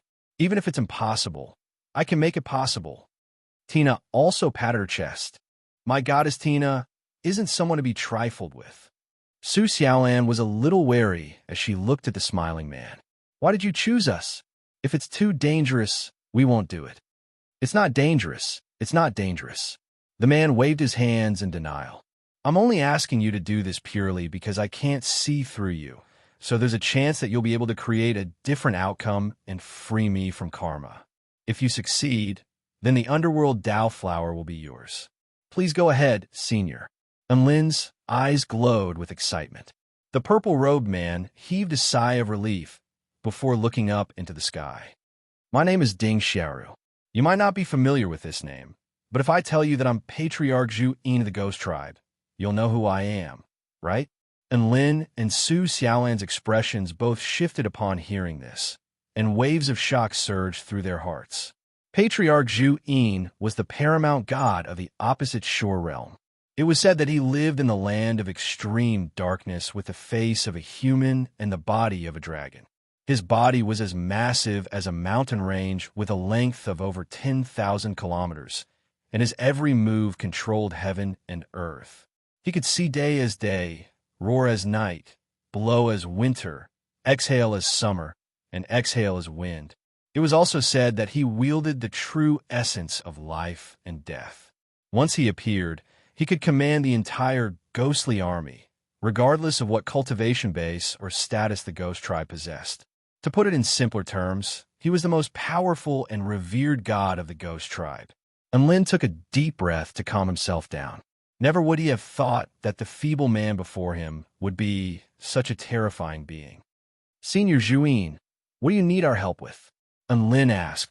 Call me Ding Xiaoru. The purple-robed man corrected before a disconsolate expression appeared on his face. I've fallen out of love. And Lin's face was filled with question marks. Patriarch Zhu Yin continued. I've fallen out of love, and my cultivation base has fallen. Su Xiaolan. And Lin. Chapter 1605. The paramount god of the Hellside Ghost Tribe, Patriarch Zhu Yin, had fallen out of love? Tui. That wasn't the point. The point was, he had fallen out of love? And Lin, Su Xiaolan, and Tina were all struck by a sense of incredulity. They stared blankly at the purple-robed man, not knowing what to say. Ding Xiaoru didn't seem to be surprised by their reactions. In reality, many powerful beings wore the same expression upon hearing this news, and some of them were so shocked that a divine mountain had cracked open. The purple-robed man heaved a resigned sigh. I shouldn't have told anyone about something as humiliating as falling out of love. A perplexed expression appeared on Lin's face. You're a god of creation. How could your cultivation base have fallen out of love? That's too much of a joke. It's impossible. Ding Xiaoru shook his head and heaved a forlorn sigh. You wouldn't think that way if you knew about my love life. And Lin, Su Xiaolan, and Tina all turned to Ding Xiaoru with anticipation in their eyes, as if to say, Please begin your speech, mighty one. Ding Xiaoru spoke in a faint voice. I am the ruler of the realm of extreme darkness, and I can transform into countless forms. I have a human face and a snake body, a human face and a dragon body, a dark fire ghost body. These are the most common forms that I show to the world, but they are not my favorite form. And Lin looked at this man with an indescribable aura and speculated. Your favorite form is the human form? You fell in love with a human woman? Ding Xiaoru nodded before shaking his head. I like the human form, but the woman I love is not a human woman. Instead, it's a female ghost. And Lin, there was nothing wrong with a paramount god of the ghost tribe falling in love with a female ghost. It was a dark and windy night. Ding Xiaoru recalled the past. He was in pain, but he was also happy. He slowly told the story, and so on and so on. Tears welled up in Lin and Su Xiaolan's eyes. Tina even shed tears upon hearing this. How touching. I thought I wouldn't fall in love with a ghost. I'm the supreme god of the ghost race, so my worldview is completely different from that of mortals. But she's so special, and I was caught off guard, so I couldn't help myself. Li Yin became a ghost immortal with a lifespan of over 1 million years, and she appeared before me in her human form. Naturally, I transformed into a human form and stayed with her forever. Ding Xiaoru continued. You can't imagine how deeply I love her. I am a Genesis tier god, and the colored glass world of the Yellow Springs is a world that I created. Everything in my world is built for her. Every blade of grass, every tree, every mountain, every river, every sea, every living thing, they were all built according to her imagination and her hobbies. They all have her shadow in them. This is my world, and it is also her world. I thought she and I would be in love forever, as the purple-robed man spoke. A pained expression appeared on his face. And Lin, Su Xiaolan, and Tina were a little excited. They were finally getting to the point. It was a dark and windy night. Ding Xiaoru continued, and Lin's lips twitched. There was no sun in the opposite shore realm, and it was always a dark and windy night. Why did he have to describe it like that? Was it romantic? Huh. Even though he was grumbling to himself, he still listened patiently. Ian and I were strolling through this sea of flowers hand in hand. All of a sudden, a woman in a colorful dress descended from the sky with immortal chi swirling around her. I have to admit, she was extremely beautiful. No matter what race or angle one judged her from, she was as beautiful as an otherworldly work of art that only existed in the heavens. All living beings have a certain degree of common sense when it comes to appreciating beauty. Maybe it's because I've been in human form for too long. I actually feel a kind of affection for her. Of course, this feeling is from the perspective of appreciating beauty. It's like looking at a very beautiful painting. It has nothing to do with emotions, Ding Xiaoru explained. And then? You didn't fall in love with someone else, did you? And Lin asked. As he spoke, he was already imagining the man falling in love with that celestial maiden, thereby breaking the woman's heart. In the end, he discovered that his true love was the original woman, and he was filled with remorse after losing her. Ding Xiaoru became even more disconsolate. I fell in love with her, but I didn't think that she would fall in love even more thoroughly and fall faster than I did. If I'm immersed in it visually, then she's completely conquered by that woman. And Lin, Su Xiaolan and Tina. What the hell was this? Was there something wrong with the plot? Ding Xiaoru clenched his fists with an aggrieved and exasperated expression. That woman said she came to the opposite shore realm to train and observe the laws of heaven and earth. I wasn't too wary at the time, so I entertained her for a few days. In order to avoid arousing suspicion, I tried my best to avoid too much contact with her. Hence, Ian was the one who interacted with her during those few days. Their relationship improved very quickly, and they soon became good sisters who could talk about anything. I didn't think too much about it at the time. I only felt that Ian had found a good friend, and I was happy for her. Until one day, the paramount god of the ghost tribe trembled as if he were recalling some sort of nightmare. And Lin, Su Xiaolan, and Tina were all very nervous. It was a dark and windy night. I went out to hunt a rare soul beast and came back early. Then I saw Ian and her kissing amidst a sea of flowers. I was completely dumbstruck at the time, and my mind went completely blank. And Lin, Su Xiaolan, and Tina were also dumbstruck upon hearing this, and their minds went completely blank. He had been cuckolded. Patriarch Zhu Yin had been cuckolded, and he had been cuckolded by a woman. Waves of shock surged through everyone's hearts. They had thought that Patriarch Zhu Yin's heartbreak and fall in cultivation base would be shocking enough, but they didn't think that they would hear about Patriarch Zhu Yin being cuckolded as well. Ding Xiaoru clawed at his own face with a pained expression. I charged toward Ian like a madman and asked her what she was doing. I simply couldn't believe that Ian was such a ghost. However, Ian told me that this was her choice and that every living being should face their truest feelings. She said that she had fallen in love with that woman and that she was unable to extricate herself from it. If she continued to lie to me, it would be disrespectful to me, and she kept apologizing to me. The other woman even said that heterosexual love was completely influenced by the genes of reproduction, and that only same-sex love was the purest form of love. Arg, pure love my F***CK. I really wanted to tear her apart. And Lin and Su Xiaolan were both astonished. That woman really was a monster. May I ask who that woman was, Senior? And Lin asked with a curious expression. Ding Xiaoru replied with an enraged expression. She was the Moon Palace Master, Chang Yi. Su Xiaolan and Tina were both astonished. And Lin was enlightened upon hearing this. Chapter 1606. The mighty Moon Palace leader, the #1 beauty of the Kingdom of the Nine States, had cuckolded a paramount god of the ghost tribe. This news sent Lin and the others into a state of deep shock. Lin was a lot less astonished. After all, he had already mentally prepared himself for this. After all, Chang had always been that way. She was invincible in terms of beauty and charm, and she had always been very attracted to girls. As such, it was very easy for her to turn some innocent and naive young women gay. And Lin was aware of this, but Su Xiaolan and Tina didn't. They felt like the image of a celestial maiden Chang. He had been completely overturned. Their mouths gaped open, and they didn't know what to say. At this moment, Ding Xiaoru's expression was on the verge of breaking down. I wanted to kill Chang on the spot, but Ian protected her with her life on the line, so there was nothing I could do. Only then did I realize that Ian had really fallen in love with someone else. She had fallen in love with Chang Yi, and she had truly fallen in love with her.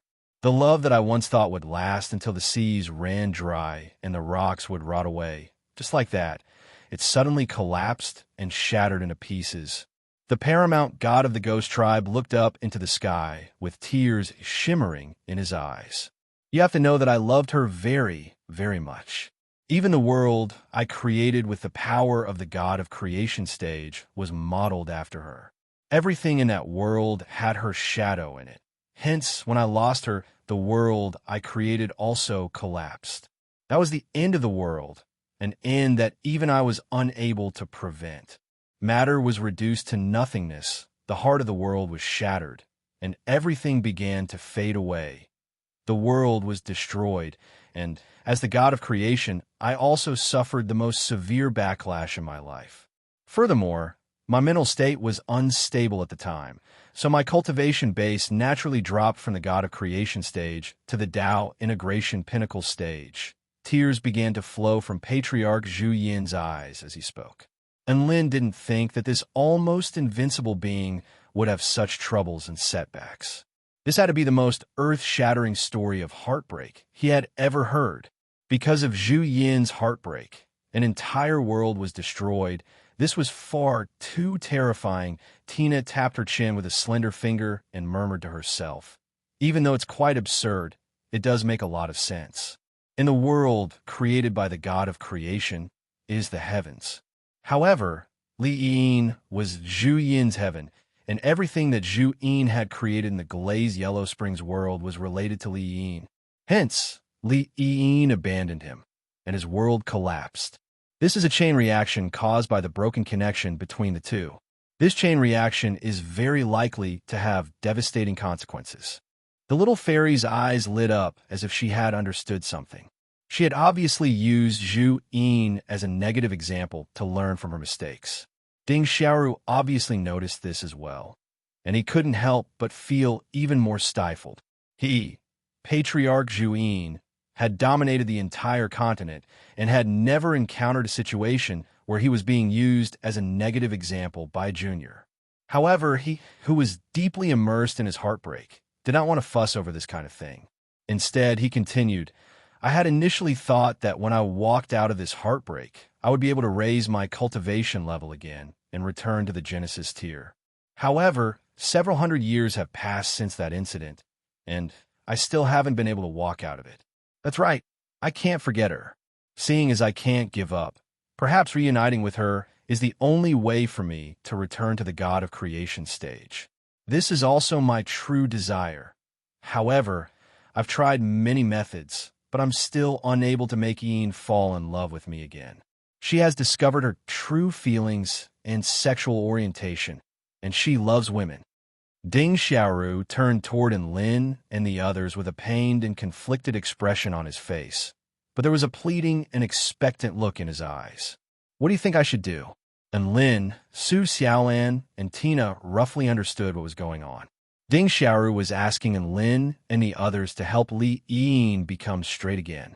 No wonder he was willing to offer an underworld Dao flower that was close to the Dao integration stage. As long as it could help him return to the God of Creation stage, it was definitely worth it. Of course, I have to find a way to make her fall in love with me again without harming her or forcing her to do so. Ding Xiaoru was confident that as long as Yin was interested in a man, then he would definitely be the one she loved. The only mistake was that Li Yin had been turned gay by Chang. Even now, she was still looking up at the moon in the sky and silently cheering on Chang for her Dao integration stage battle. It could be said that she had completely fallen into depravity. "All right, I'll accept this mission." And Lin patted his chest with a firm expression. Su Xiaolan and Tina were also full of fighting spirit and eagerness. A hint of anticipation appeared on Ding Xiaoru's face upon seeing Lin's quick response. "I'll leave Yin to you then. If you encounter any problems during the execution of this mission, I'll do my best to help." He still had a lot of trust and anticipation in Lin. And Lin was always able to make the impossible possible, and he was also very adept at doing things that were out of the ordinary. Perhaps he really would be able to turn a completely gay woman straight. And Lin spoke, "I need you to take us to her as a friend." Ding Xiaoru nodded. "Come with me." Amidst a sea of flowers that was emitting white light, heaven and earth were completely dark and devoid of light. and only the flowers were swaying in the wind like stars in the sky. A young woman in a colorful dress sat on a rock, swinging her well-proportioned legs from side to side as she looked up into the dark sky. No one knew what she was thinking about. "Ian," Ding Xiaoru called out. "Didn't I tell you? Don't bother me." The young woman turned around with furrowed brows as she looked at Ding Xiaoru. Her eyes were as translucent as if they were made of glass. "I didn't want you to be bored waiting for Chong here, so I brought a few friends to chat with. I'm sure you'll be interested." Ding Xiaoru's expression was extremely dark, but he still maintained a gentle smile. "Ding Xiaoru, don't keep bringing random people to bother me. If you keep this up, I'm going to hide in a place where even you don't know where I am." Li Yin flared up with rage. It was quite clear that Ding Xiaoru had found a lot of relationship teachers to guide her. However, in the next instant, Lin, Su Xiaolan, and Tina had already emerged from behind Ding Xiaoru with friendly smiles on their faces. Lin was just about to say something. However, Li Yin's eyes abruptly widened, as if she had seen something that she was extremely fond of. She immediately rushed toward Lin and instantly grabbed onto Lin's hand with both of her slender hands. She raised her head with excitement in her eyes. "It's you. You're Lin. You really are Lin." There was no need to mention how excited and happy he was. Ding Xiaoru. Su Xiaolan. Chapter 1607. Just as Lin was at a complete loss, Li Yin spoke again. "You're good friends with Big Sister Chong Yi, right? Hurry up and tell me about Big Sister Chong." And Lin's lips twitched. Li Yin was so excited just because he was Chong Yi's friend. This was a little difficult to deal with. He had actually sunk so deep. Ding Xiaoru heaved a faint sigh of relief. Thank God he was overthinking things. And Lin didn't have any special relationship with Li Yin. And Lin followed Li Yin to a large rock and sat down beside it. Li Yin's eyes were extremely bright as she looked at Lin with curiosity in her eyes. A joyful smile appeared on her face, and she was as pure as a teenage girl's. The more she was like this, the more Lin felt like this was an extremely difficult mission. It was quite clear that Li Yin was only being so nice to him because of Chong Yi. As for Ding Xiaoru, he had already been given the cold shoulder. By the way, congratulations on successfully destroying the southern heavenly gate, Li Yin said with a dainty smile on her face. And Lin looked at the woman beside him. Her lips were red, and her teeth were pearly. She was like a real human girl. It looked like ghosts really weren't much different from humans after becoming immortals. He felt like this was a very good opportunity to change the topic. "Let me tell you, the first person I should thank for destroying the southern heavenly gate is the woman beside me." And Lin pointed at Su Xiaolan. "Oh, the divine phoenix maiden helped you a lot?" Li Yin asked, and Lin nodded with a firm expression. "Do you know what power I relied on to win that extremely difficult and almost impossible battle?" "What power?" Li Yin's curiosity was piqued. "The power of love." And Lin replied with a serious expression. Ding Xiaoru. Li Yin rolled her eyes. Su Xiaolan maintained a stiff smile on her face. And Lin ignored Li Yin's roll of her eyes and spoke with a serious expression. "Don't underestimate the power of love. Xiaolan and I have great rapport in battle, and our cooperation has produced an effect that is greater than two. Not only that, but every time I was beaten to the brink of death by my enemies, I couldn't lose. I couldn't let Xiaolan die here. My emotions transformed into limitless power, and I finally defeated my enemies. All of this is the power of love." Patriarch Zhu Yin was extremely excited. He actually managed to get it back. Furthermore, his analysis was reasonable. Even he almost believed it. Nothing was more convincing than one's own heaven-defying battle record. And Lin's trick was obviously very successful. Sure enough, Li Yin nodded in agreement. Just when Ding Xiaoru thought that things were progressing, a yearning expression appeared on Li Yin's face as she said with a smile, "The power of true love is indeed mighty. I believe that my love with Big Sister Chong, he can also create countless miracles." And Lin's jaw dropped. Ding Xiaoru felt as if his heart had been stabbed by a sword. Why did it seem like she had become even more determined? And Lin wasn't going to allow this to happen, and he continued, only heterosexual love can create miracles. Same-sex love is destined to fail. Why do you say that? Li Ying glared at Lin with a stern expression. A faint smile appeared on Lin's face at the sight of her defiant expression. Have you ever seen a heterosexual mighty figure stay together for a very long time? Li Ying's expression faltered slightly upon hearing this.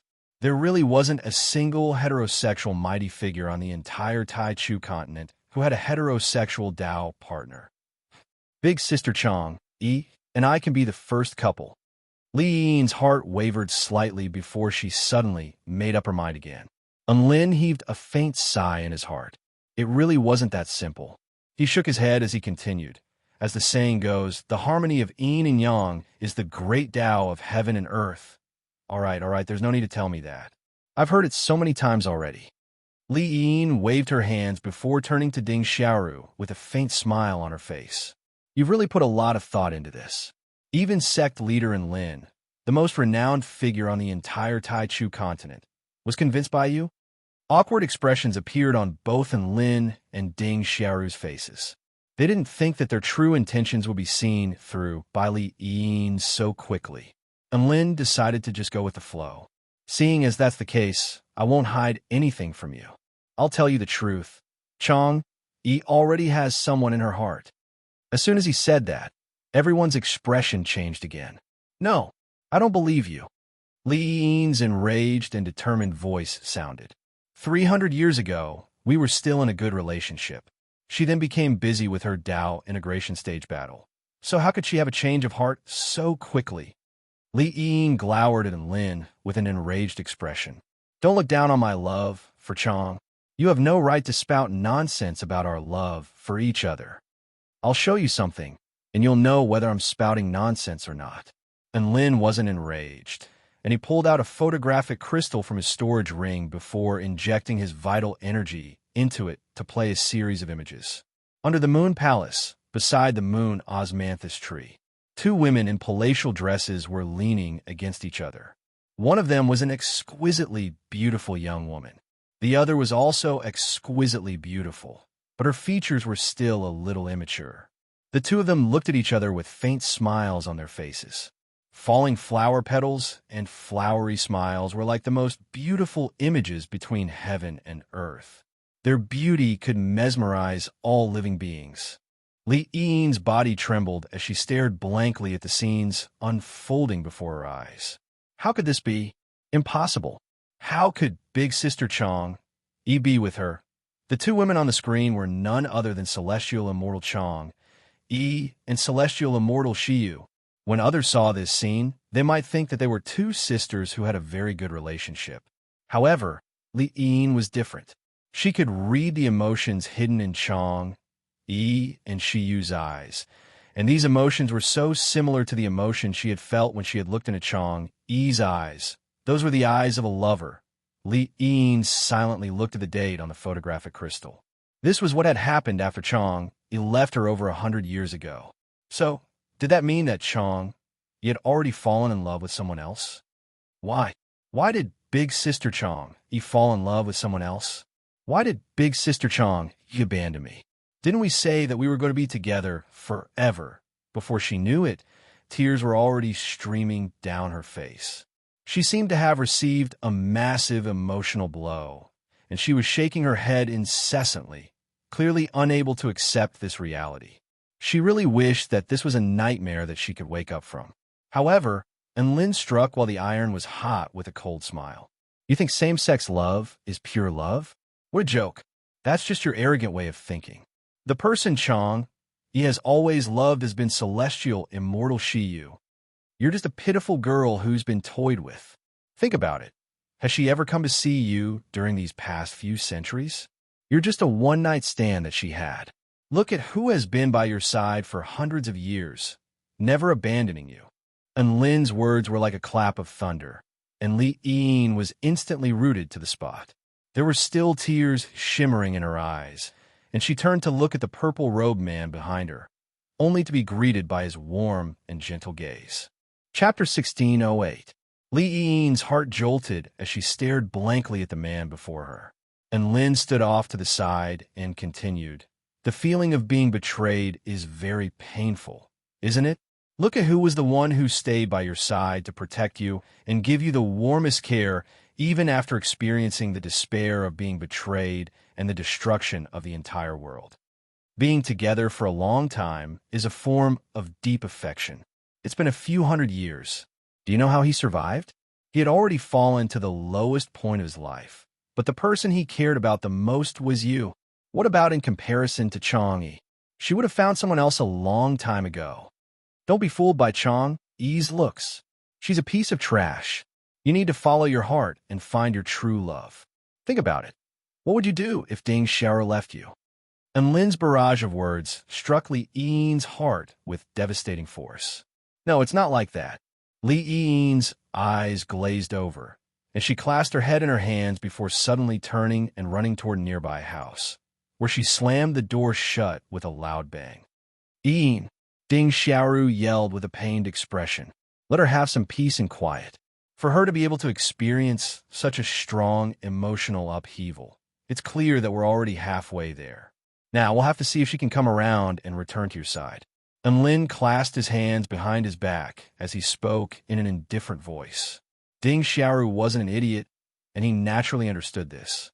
For some reason, tears welled up in his eyes at the sight of the white-robed man standing beside him, and he felt as if he had become a little taller.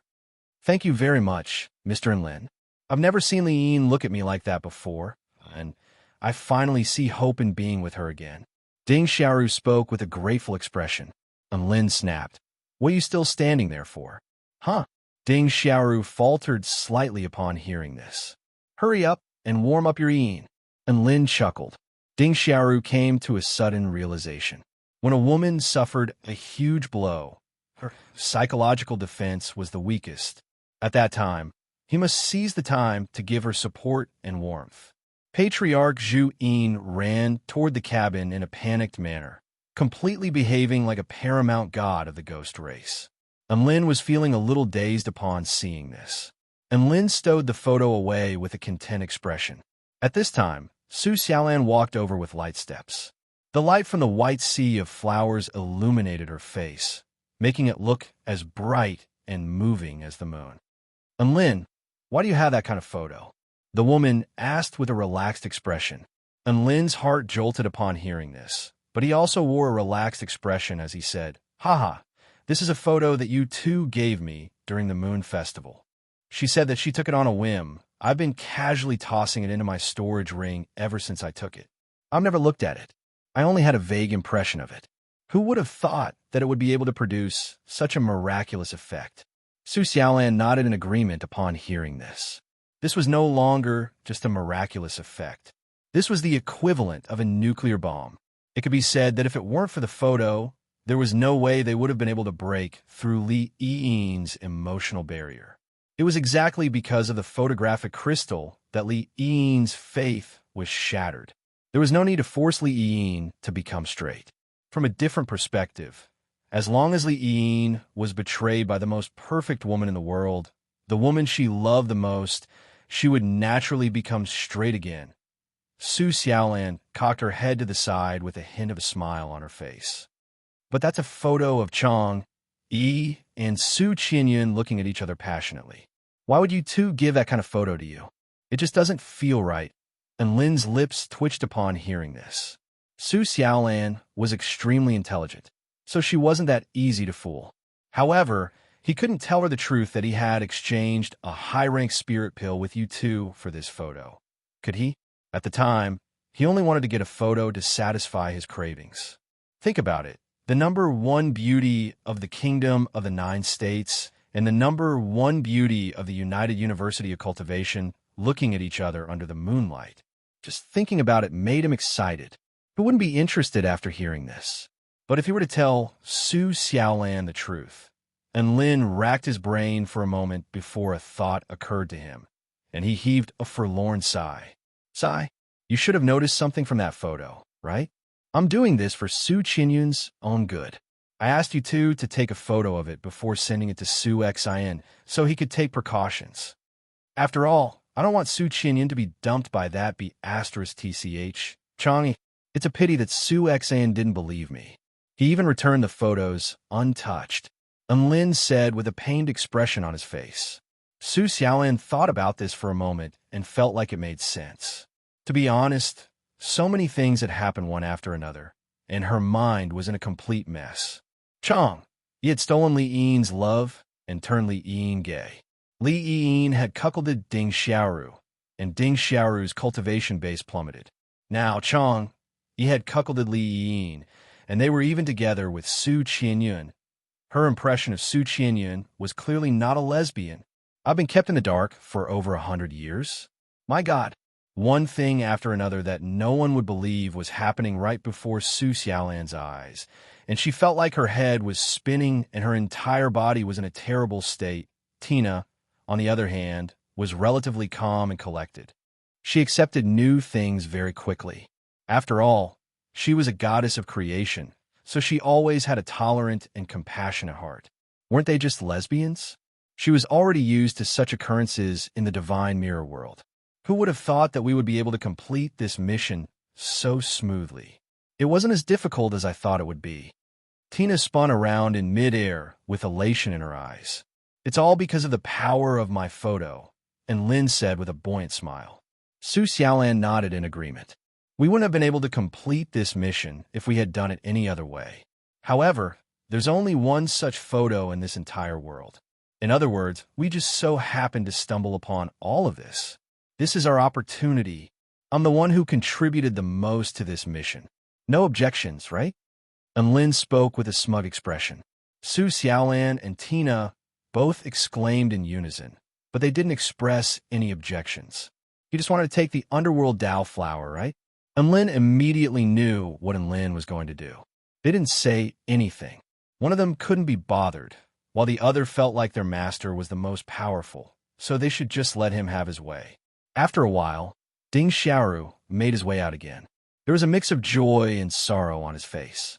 And Lin and Su Xiaolan immediately went over to inquire about the situation. Thankfully, she didn't reject my kind intentions.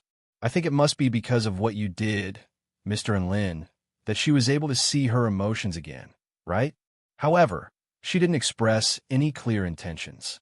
She only said that she wanted to calm down a bit more. Ding Xiaoru spoke with a wry smile, and Lin was extremely excited. That means we have a chance. Let's do it. We're just one step away, Xiaolan said with a smile. Let's go provoke her, and Lin suggested. Ding Xiaoru's interest was piqued. Ow, and Lin replied excitedly. Xiaolan and I will go flaunt our love. Chapter 1609. Patriarch Zhu Yin was given a fright. You're flaunting your love to my Dao partner. Not your Dao partner. It's your former Dao partner, and Lin corrected. That was quite a heart-wrenching response. Patriarch Zhu Yin finally nodded with difficulty and agreed to Lin's plan. Even though it was immoral to flaunt their love in front of Li Yin's face, it would be a good thing if he could awaken Li Yin's love for him. And Lin, Su Xiaolan, and Tina constructed a random house before settling down. Patriarch Zhu Yin also had a house nearby, but Lin encouraged him to move it closer to Li Yin's house. Ding Xiaoru thought about it for a moment before constructing a small house next to Li Yin's house. Patriarch Zhu Yin, who struck fear into the hearts of the entire continent, continued to play the role of a kind-hearted man, consoling the heartbroken Li Yin in the hopes that he could help her recover. Everyone's residence seemed to have been decided just like that. Li Yin knew that Lin and the others wouldn't leave, and she didn't want to see Lin again, so she remained in the house, thinking that they wouldn't meet again. However, she soon discovered that she was far too naive. The aroma of stir-fried meat wafted into the room with a lethal aroma. It was an indescribable aroma. It was far too delicious, far too lethal.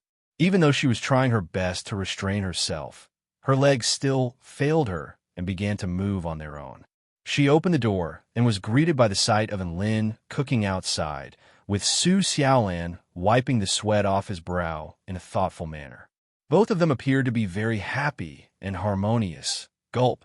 Li Yin swallowed involuntarily. An imperceptible smile appeared on Lin's face. The chef god of the celestial court was cooking in person with a frying pan. How could he not seduce a little vixen like her? Seeing as he had already seduced her, he would just have to watch from the sidelines. Sure enough, Li couldn't bring herself to beg for food. Thus, she looked on as the two of them fed each other food. What a lovey-dovey scene. The young girl was almost forced to tears. Not only was it not enough to torture her with delicious food, but he even stuffed warm dog food into her mouth. Was there any humanity left? At this moment, a man suddenly walked out from behind her. "Do you want some? How about I cook for you? My cooking skills are also very good," Ding Xiaoru said with a gentle expression. Li harumphed coldly before ducking back into her room. Ding Xiaoru was not disappointed. Instead, he smiled gently. During the next few days, Lin and Su Xiaolan bombarded Li Yin with food and dog food, and Li Yin was about to go insane. She almost considered moving away, but when he thought about it carefully, wasn't moving the same as admitting defeat. She was a little unconvinced. Furthermore, for some reason, she gradually came to a realization after being stimulated over and over again. It was as if her dusty heart was being wiped clean over and over again, and it gradually became clearer. Time flew by. One day, Li Yin walked out of her room to get some fresh air and arrived at a boundless sea of flowers.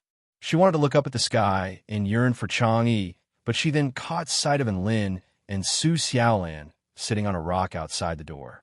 They were leaning against each other and looking out at the sea of flowers, chatting and laughing, and they appeared to be extremely blissful.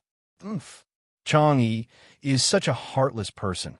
Also, why are Lin and the others still here? It's been a few days already. Are they still going to fight me? Li Yin pouted as she looked at Ding Xiaoru. They like this sea of flowers and said they want to stay for a few more days. I can't control them. Ding Xiaoru shrugged with a resigned expression. Li Yin was completely speechless. She felt like her wound had been torn open again as she looked at the lovey-dovey couple, and her heart throbbed with pain. And Lin's words seemed to be reverberating in her ears again. You're just a pitiful be***starred who's been toyed with. Think about it. Has she ever come to see you during the past few centuries? You're just a one-night stand that she had. His words were like a long sword that pierced deep into her heart, making her feel as if she were suffocating. He was going to progress to the Dao integration stage, and Li Yin was waiting for her. In fact, she had prayed for her for several centuries and defended her for several centuries. However, he had suddenly found a new lover, and apparently, she was going to pass the position of Moon Palace mistress to her new lover. Was this how he was repaying her for her love? Tears welled up in Li Yin's eyes again. At this moment, a tissue appeared before her.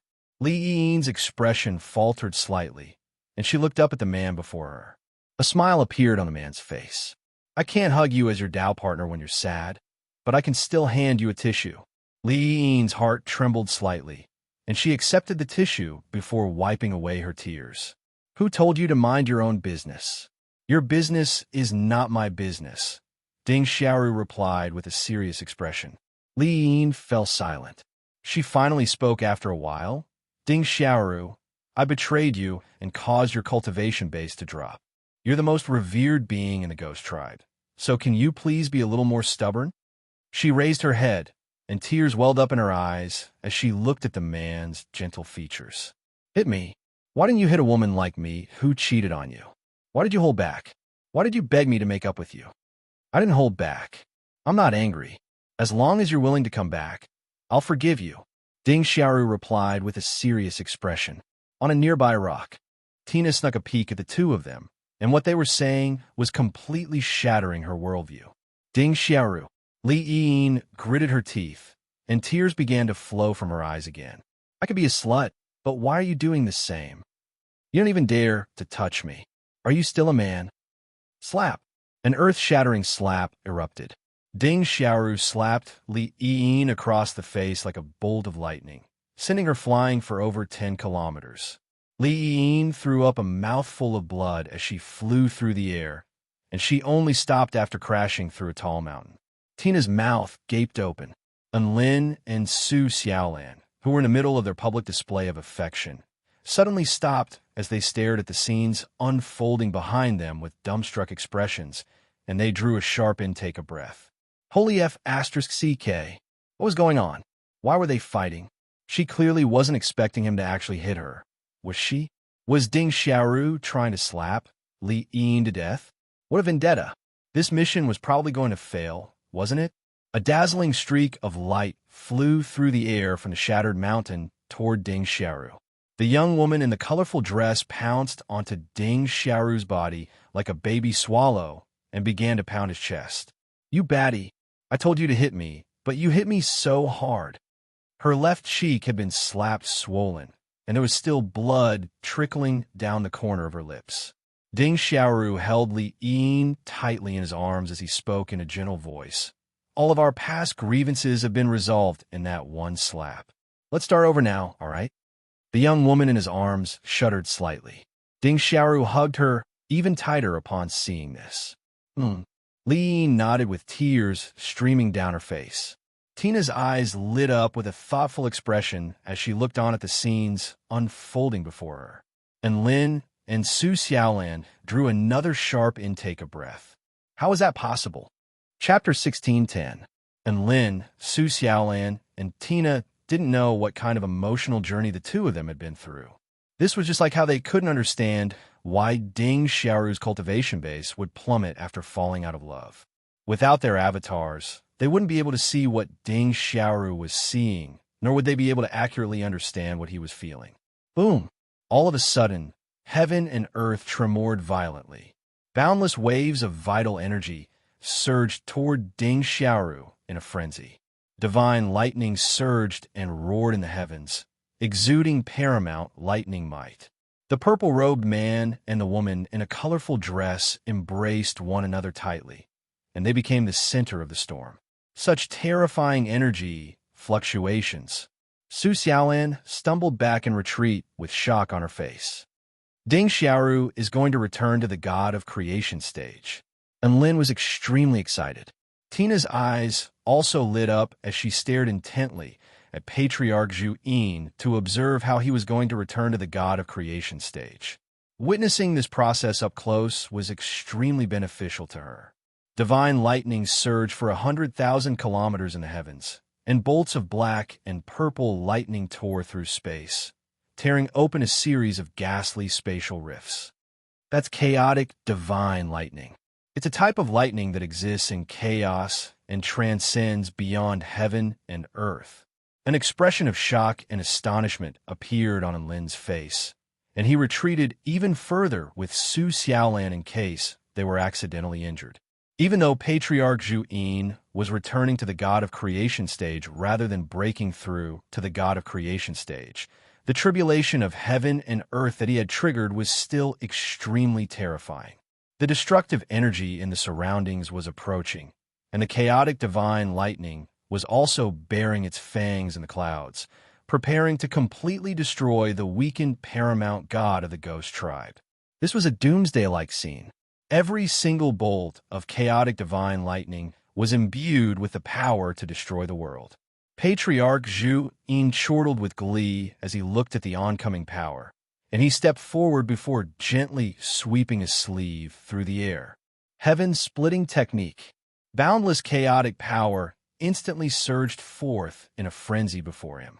This was an indescribable power, as if it were a power from the primordial era before heaven and earth had been created. As soon as it appeared, heaven and earth began to tremor violently, as if it had received an extremely powerful stimulus. The chaotic divine lightning in the sky above was already crashing down upon Patriarch Zhu Yin, but it was all absorbed by his chaotic power and pulverized into nothingness. Soon, Patriarch Zhu Yin's invisible and colorless power underwent a sudden change. All of a sudden, it was as if the power of nothingness had gained relativity and multiplicity. One yin and one yang, one heavy and one clear. Those with pure yang energy floated up, while those with heavy yin energy sunk down. Heaven and earth were redrawn. Suddenly, a completely different world projection appeared in the purple-robed man's eyes. His supreme divinity soared into the universe and shattered all the chaotic divine thunder in the sky.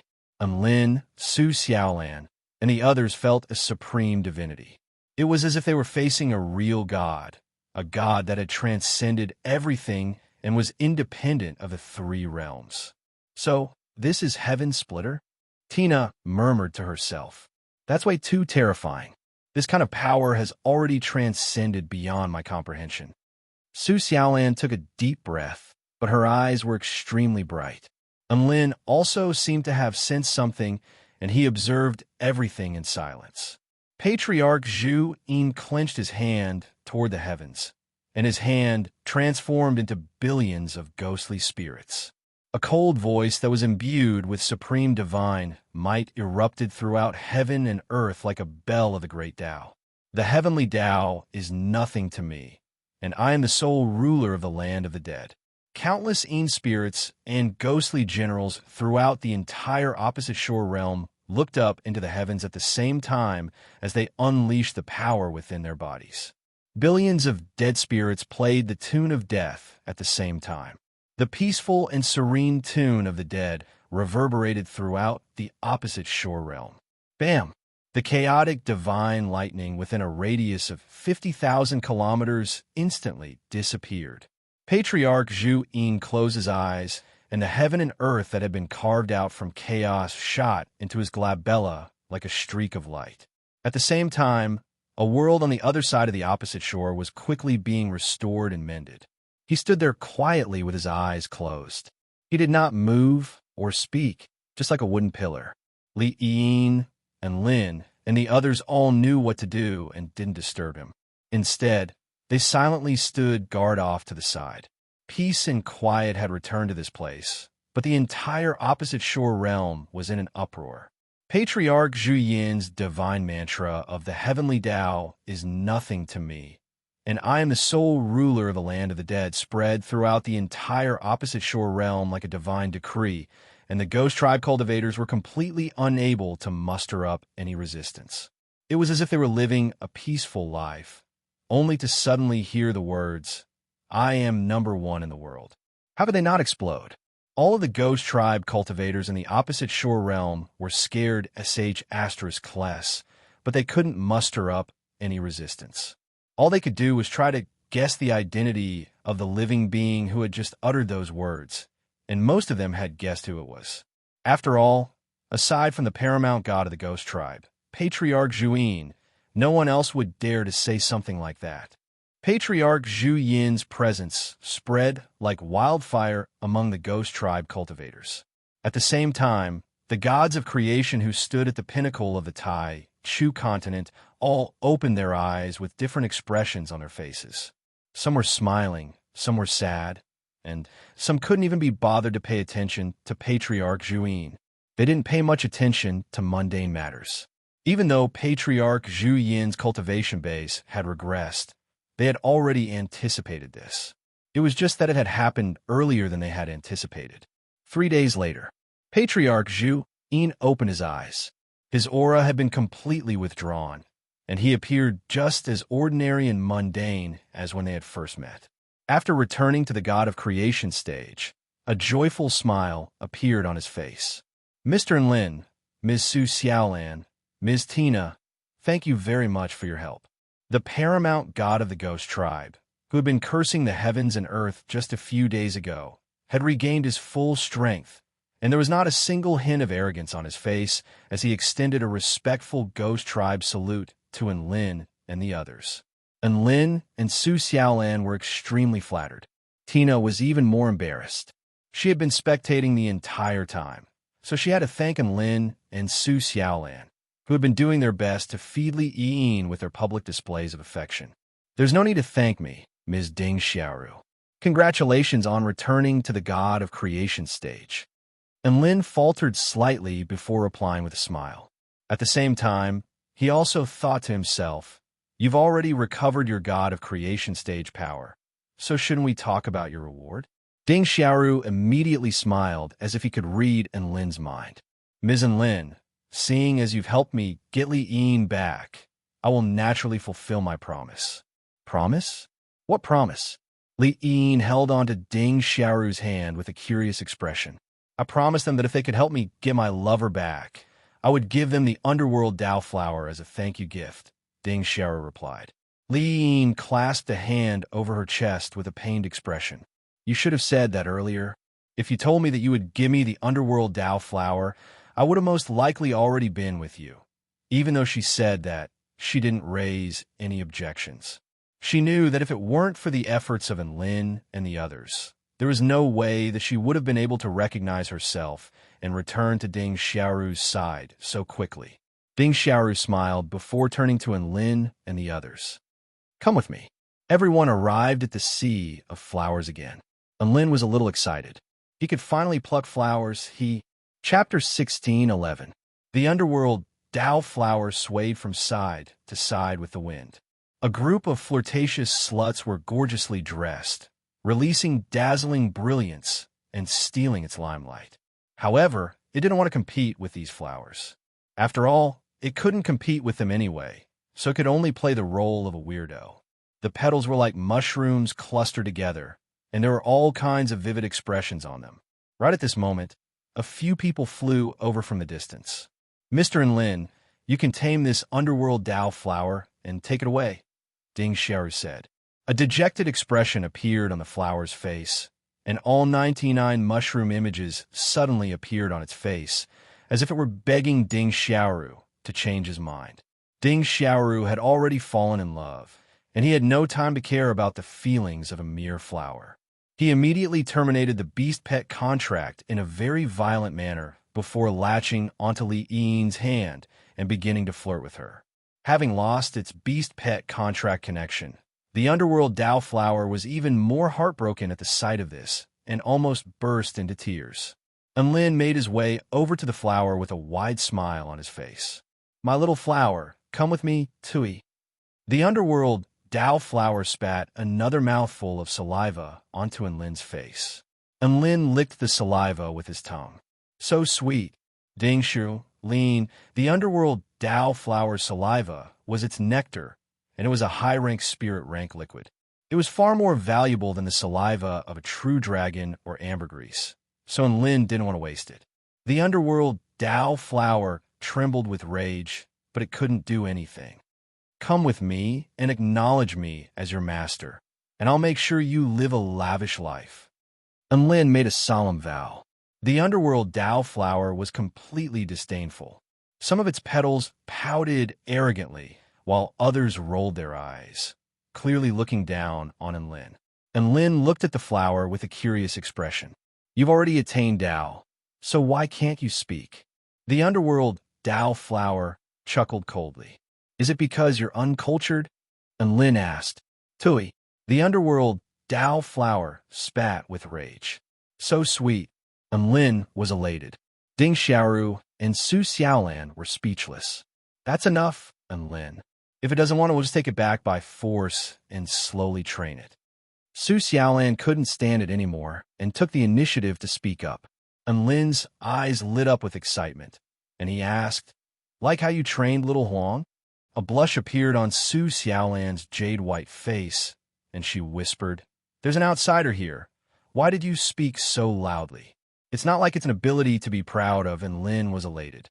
If this wasn't something to be proud of, then what was? He wanted to take this opportunity to learn more from Xiao Lan and master this skill. The underworld Dao flower was instantly enraged upon hearing Xiaolan's words. Bah! It spat another mouthful of saliva at Su Xiaolan's face. F***ck off. Su Xiaolan's expression darkened as she abruptly swatted the nectar away with her hand. Holy flames materialized in her palm, and the underworld Dao flower was flattened into the ground. Squeak, squeak, squeak. The underworld Dao flower howled with anguish. All 99 flower petals had tears streaming down their faces. I can't be bothered with you, but you're trying to take advantage of me? Do you want to die? Su Xiaolan's brows furrowed as her killing intent froze the space around her. The underworld Dao flower had pissed itself in fear, and its nectar had spilled all over the ground. Enlin, Ding Xiaoru, and Li Yin were all astonished as they stared at the woman before them with fear in their eyes.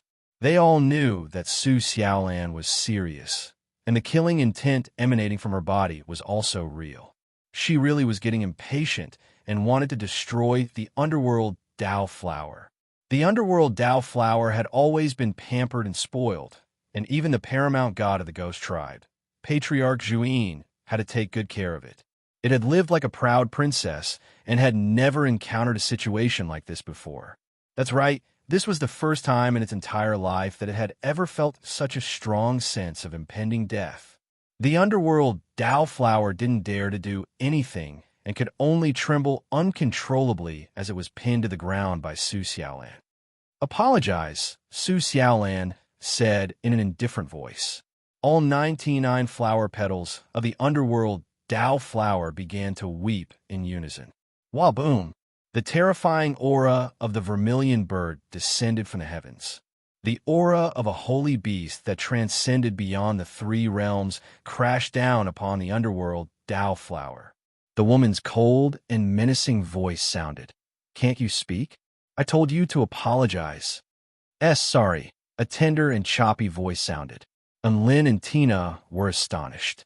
Not only could this flower create emoticons, but it could also speak, and its voice was quite pleasant to listen to.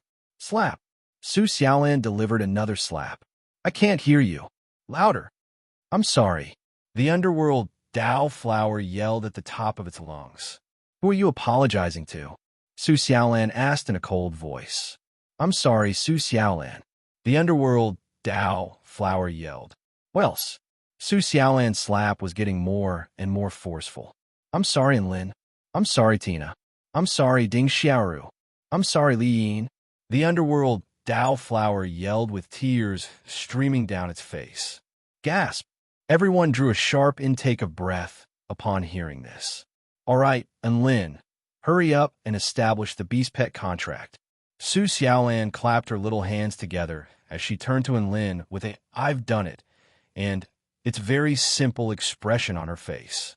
"Lin, Ding Xiaoru, can someone tell me what just happened? What the hell did the underworld Dao flower go through just now?" He had to strike while the iron was hot. And Lin would be an idiot if he didn't seize this opportunity. He immediately set up a spell formation before releasing a drop of blood essence toward the underworld Dao flower. "Don't resist. Accept this drop of blood essence," he said in a gentle voice. An expression of resistance appeared on the underworld Dao flower's face. Su Xiaolan's expression darkened upon seeing this. "If you resist Lin, then I'll be your master." The underworld Dao flower shuddered before immediately absorbing the drop of blood essence, as if it were afraid that Su Xiaolan would change her mind. So fragrant, and Lin could sense the faint connection between himself and the underworld Dao flower, and he knew that he had succeeded. He hugged Su Xiaolan with excitement and chortled with glee. "Ha ha! Thank you, Xiaolan. You're the best. This flower is a lot easier to tame than Little Huang. I still have a lot of methods that I haven't used yet." Su Xiaolan was a little disappointed. She hadn't even used her full strength yet, and the underworld Dao flower had already given in. She still had more tricks up her sleeve. The underworld Dao flower had always been protected, and it shuddered upon hearing this. It suddenly felt like it was extremely fortunate that it had followed a master who was a little perverted, but not too fierce. And Lin stroked the underworld Dao flower with a smile. "I'll give you a name. You're a flower that has attained enlightenment on your own, and you've received great fortune from heaven and earth. You're situated in the most dangerous place for undead creatures, and you're the most unique existence in the Permethal land. You can be said to be the emperor of flowers." The underworld Dao flower puffed out its chest with pride. "How about I call you Little Mushroom?" And Lin suggested. The underworld Dao flower. Chapter 16:12. Little Mushroom? What the hell? The underworld Dao flower was completely dumbstruck. What did Lin's compliment just then have to do with the name Little Mushroom? Not only the underworld Dao flower, but even Ding Xiaoru and Li Yin were also dumbstruck. Giant and Lin's naming skills have improved. In the past, he only used to use 2 words, but now he's using 3 words. Uff. Su Xiaolan couldn't help but burst into laughter. The underworld Doubtful stared blankly at Enlin. All 99 of its petals were completely dumbstruck, as if to say, "Are you serious?" Enlin stroked the petals with a doting smile. "Little mushroom. You're going to be called Little Mushroom from now on. It's so adorable and pleasing to the eye." Boom! The underworld Doubtful felt as if it had been struck by lightning. It was rooted to the spot before a look of utter despair appeared on its face. "I'm the underworld Doubtful that lives in the opposite shore realm, and I'm the emperor of all flowers, yet I have to use a name like Little Mushroom?" The underworld Doubtful really wanted to spit at Enlin. However, when it caught sight of Su Xiaolan, it inexplicably cowered and could only wipe away its tears. If it weren't for the fact that it was wary of Su Xiaolan, it wouldn't have been reduced to this state. "By the way, Little Mushroom, do you know how to fight?" Enlin asked. The underworld Doubtful faltered slightly before shaking its head and looking at Enlin with a cold expression. Enlin nodded upon hearing this.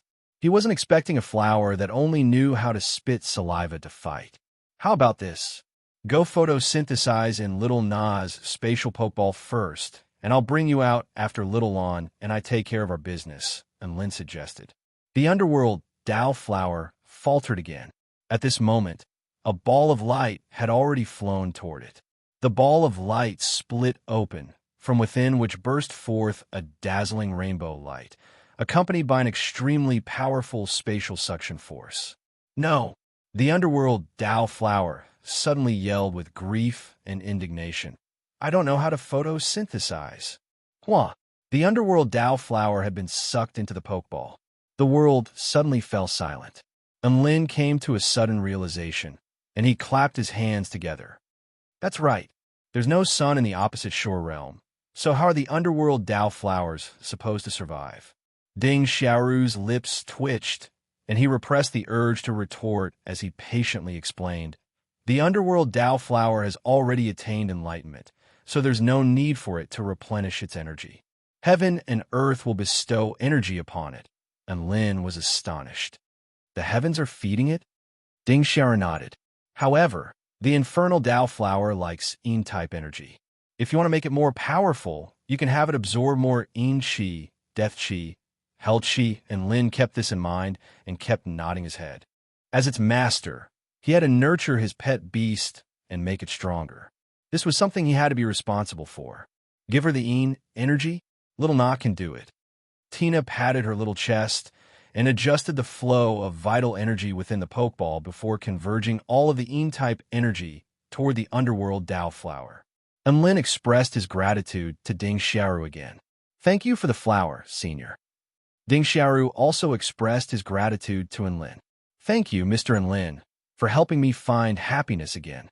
The two of them exchanged pleasantries, as if they regretted not having met sooner. "What are you going to do next, Mr. Enlin? Perhaps I can help you." Ding Xiaoru knew that Enlin and Su Xiaolan definitely hadn't come to the opposite shore realm just to have some fun. Perhaps he could be of some help as well? Enlin suddenly didn't know what to say. Was he supposed to tell the truth? Was he supposed to go beat the crap out of the Dark Spirit King? One had to realize this was Patriarch Zhu Yin's territory. Was Patriarch Zhu Yin going to forgive him like he had forgiven Li Yin? Could it be that you have some difficulties, Mr. Enlin? Ding Xiaoru patted his chest upon seeing the conflicted expression on Enlin's face. "Don't worry. Tell me if you have any difficulties, and I'll do my best to help you." To be honest, Enlin had helped him find his lover and return to the God of Creation stage, so he felt like a gift from the underworld Doubtflower wasn't enough to express his gratitude. Setting aside their differences, Enlin could be considered a friend now. When a friend encountered a problem, especially in the opposite shore realm, Enlin was more than happy to lend a hand. Are you serious?" Enlin asked after a momentary hesitation. Ding Xiaoru patted his chest. "Why would I lie to you? Tell me. I swear on my name as Patriarch Zhu Yin that I'll do my best to help you, Mr. Enlin, if you encounter any difficulties in the opposite shore realm." "You're the one who said that." Enlin paused momentarily before continuing. "What I want to say is that Xiaolan and I came here to beat the crap out of the Dark Spirit King." Everyone suddenly fell silent. Ding Xiaoru's confident expression stiffened. What? Ding Xiaoru's face convulsed. I want to beat the crap out of the Dark Spirit King.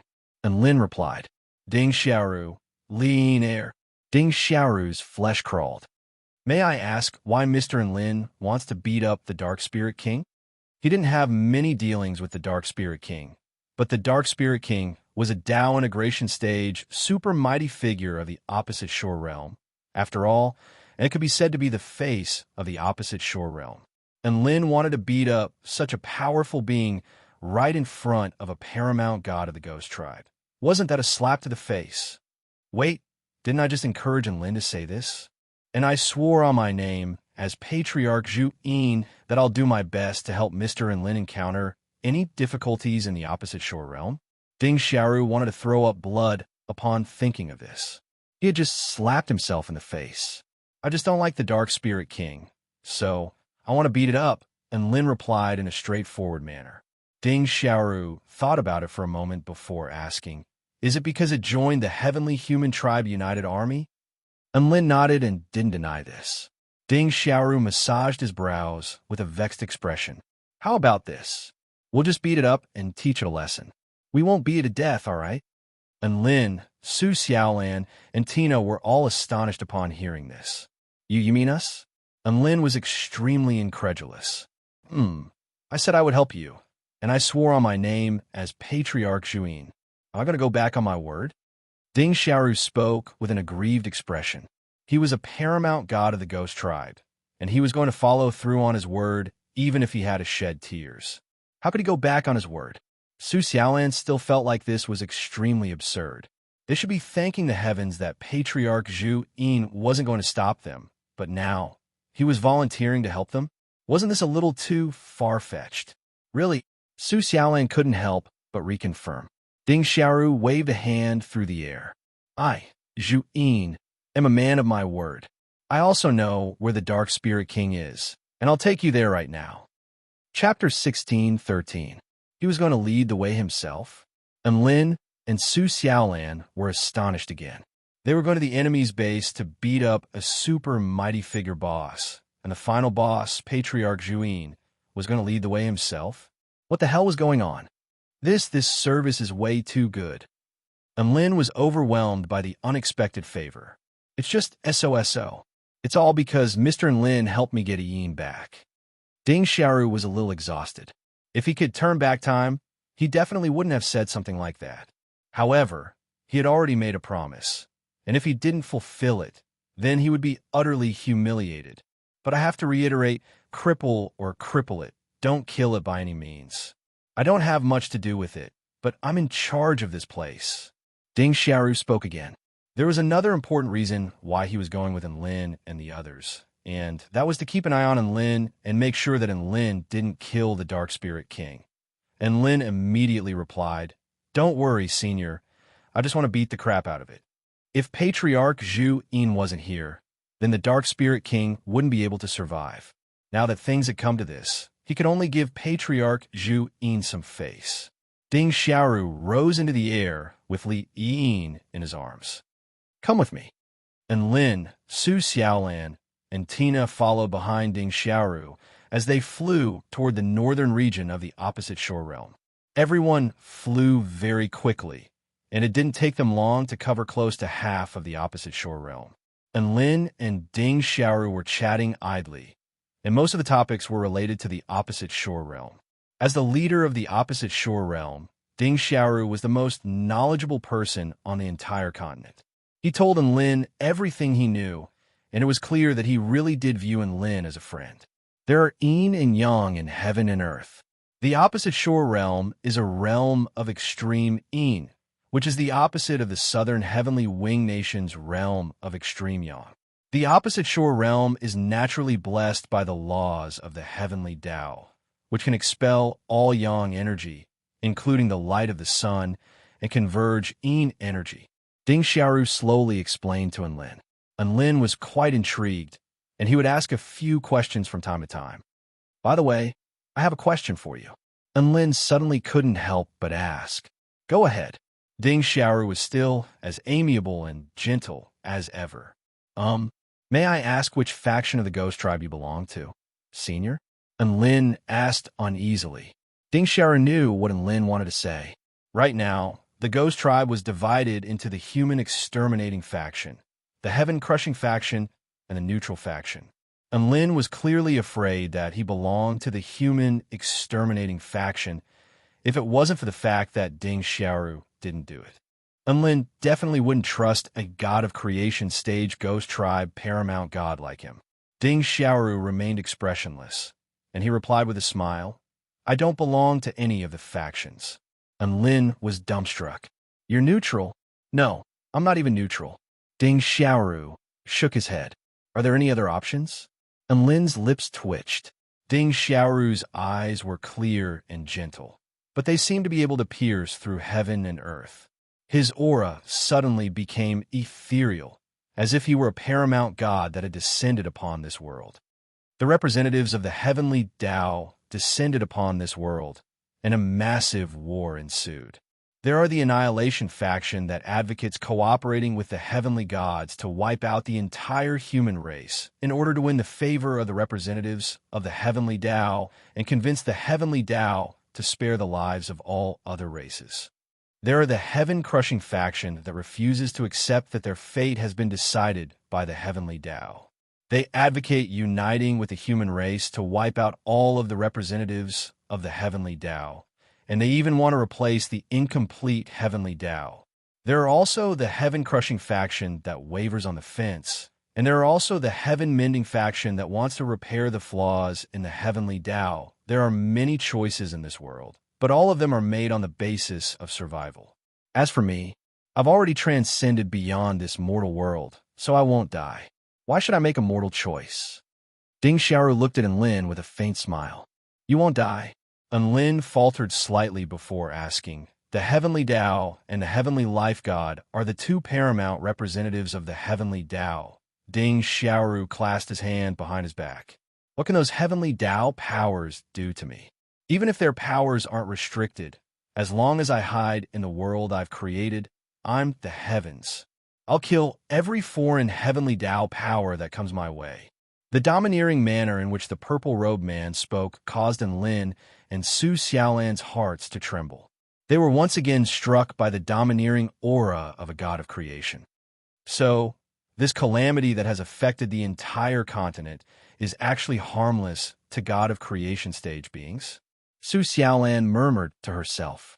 Ding Xiaoru nodded. The worst-case scenario is that we won't be able to go to the Tai Chu continent. No wonder the other god of creation stage gods on the Tai Chu continent haven't done anything aside from Cyril of the true demon tribe. Enlin's brows furrowed tightly. Ding Xiaoru waved a hand with a smile. There are still many gods of creation who are concerned about the living beings on this continent. They won't die, but this is their land, and there are countless descendants and brethren living here. Those powerful beings won't just abandon you. However, now is not the best time for them to intervene. If a god of creation interferes, they will oppose the heavenly Tao and face boundless backlash from the heavenly Tao. The heavenly Tao is extremely sensitive to the actions of God of creation stage gods. When that time comes, they will have no choice but to hide in their own worlds and not dare to set foot on the Tai Chu continent again.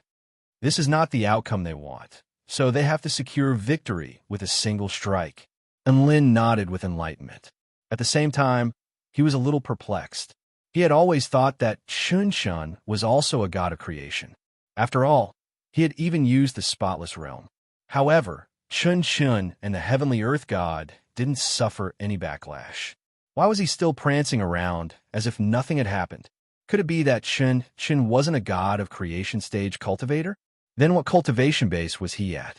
Enlin was able to understand the awkward situation that the gods of creation were in through Ding Xiaoru's explanation. At the same time, he also learned about their attitude and their path of retreat. They might not necessarily fight to the death for the Tai Chu continent. This was very unsettling news. No wonder Ding Xiaoru was willing to befriend a representative of the heavenly Tao. He didn't care about the representative of the heavenly Tao at all. Wait, a thought flashed through Enlin's mind, and he said with excitement, You're saying that the gods of creation can resist the heavenly Tao in their own worlds. If the gods of creation transfer the entire human race into their worlds, wouldn't the heavenly Tao be unable to do anything? Chapter 16:14. Ding Xiaoru shook his head with a resigned expression upon hearing this. I said that I can remain immortal because I am the heavens of that world. As for other living beings, even if they escape to my world, they will still suffer backlash from the heavenly Tao, as the heavens I created are on a lower level than the heavenly Tao of the Taichu continent. It's like how I created a small, independent box within a big box. The big box can't destroy the small box, which is me, but it can continue to influence the living beings within the small box through its omnipresent power. In other words, I am invincible, but I can't guarantee the safety of the living beings within the world I created. The human race is a race that the heavenly Tao is determined to destroy, so they won't allow the human race to survive in the gods of creation's world. The power of the heavenly Tao will only make them die even faster. Lin was still a little perplexed. If the heavenly god of life and the heavenly god of heaven decide to wipe out all living beings on this continent, what will happen to Li Yin if she's not a god of creation? Ding Xiaoru smiled. Even though I can't protect all living beings, I can protect Yin with all my might.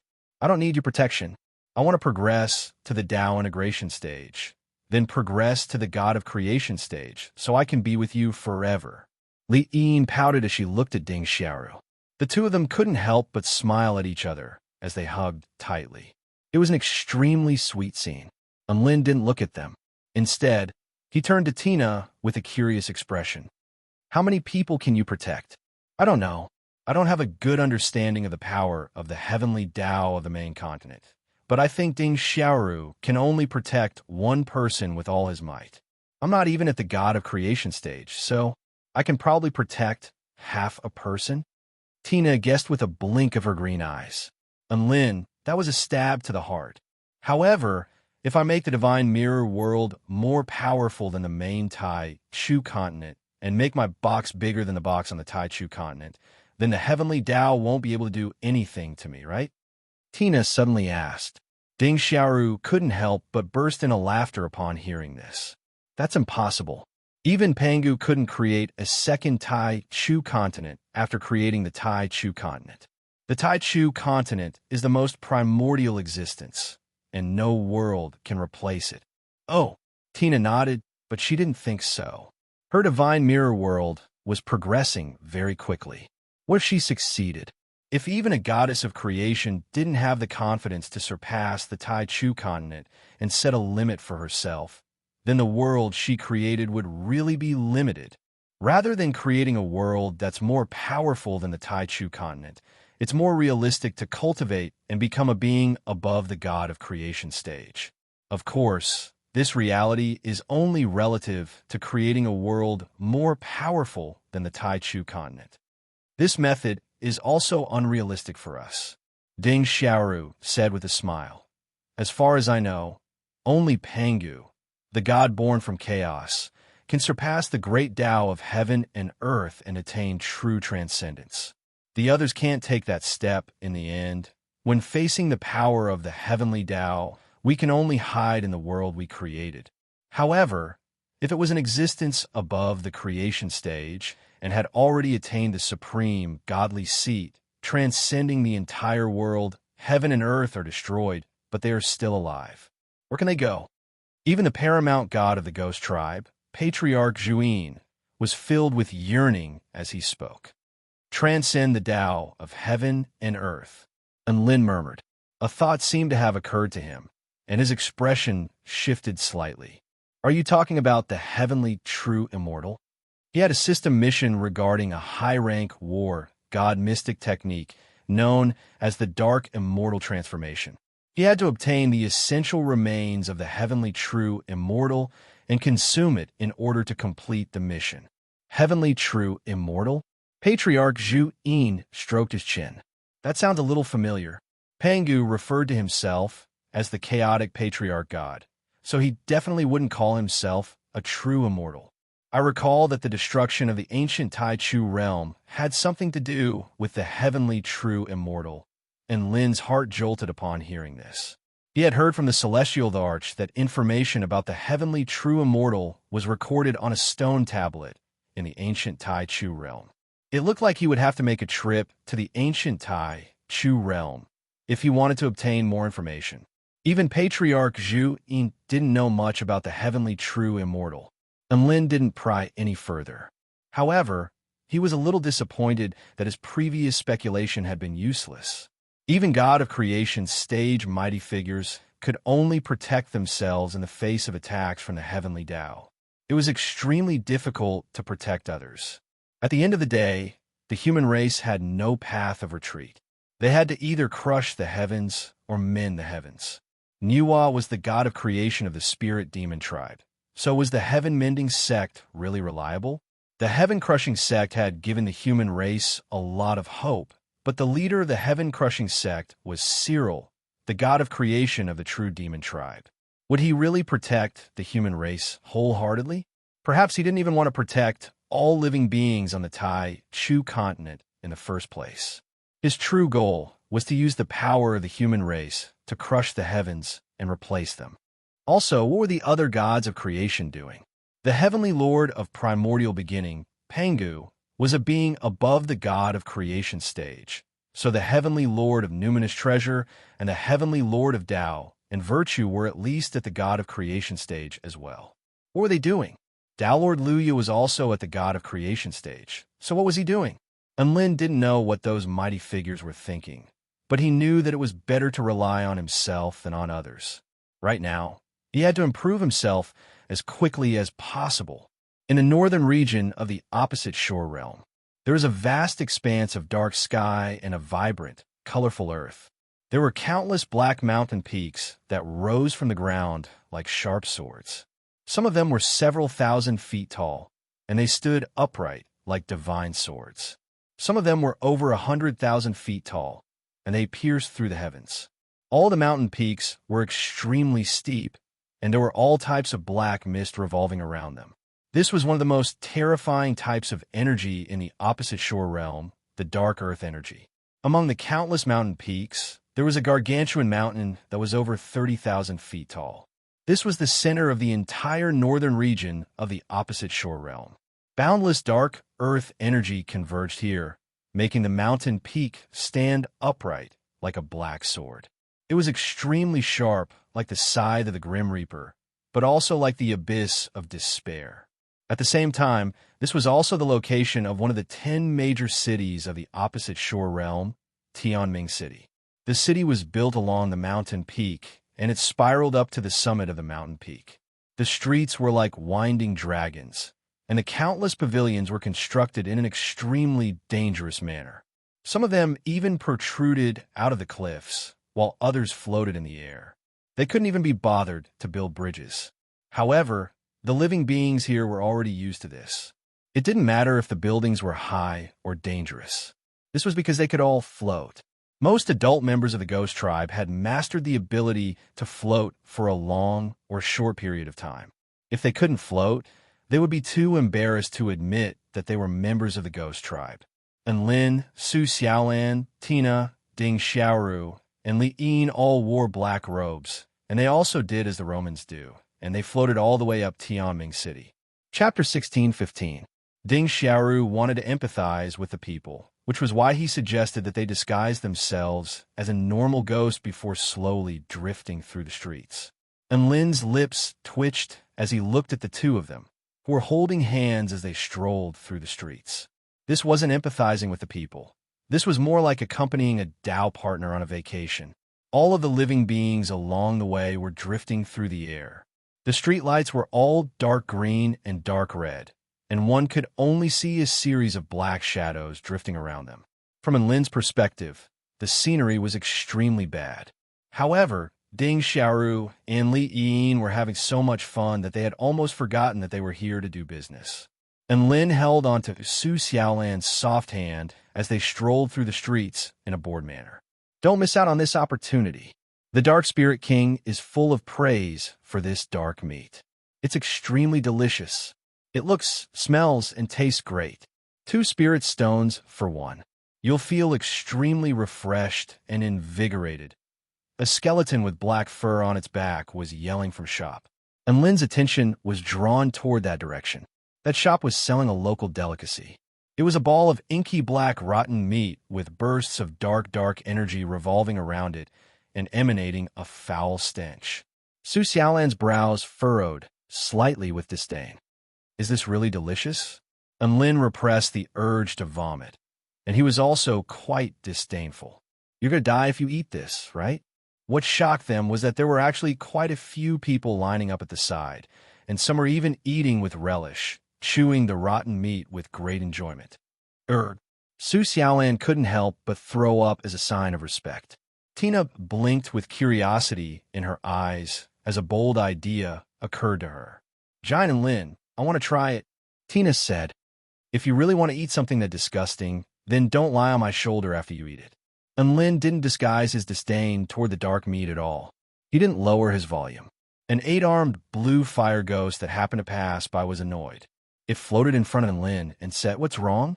Are you looking down on our Tianming city's dark cuisine?" And Lin was astonished. Doesn't dark cuisine mean that they look down on me?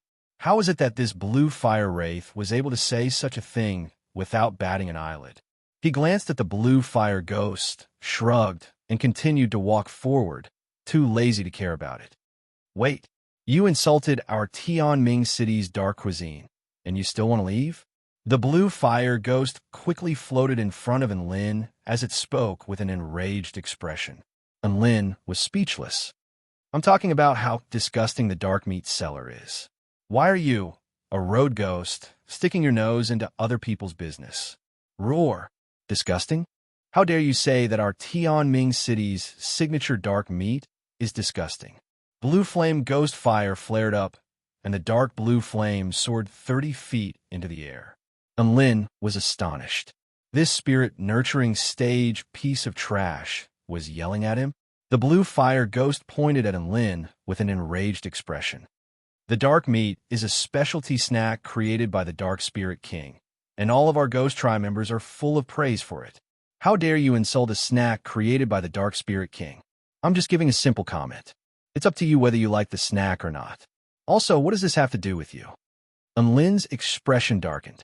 The altercation between Lin and the blue fire ghost attracted the attention of all the nearby road ghosts.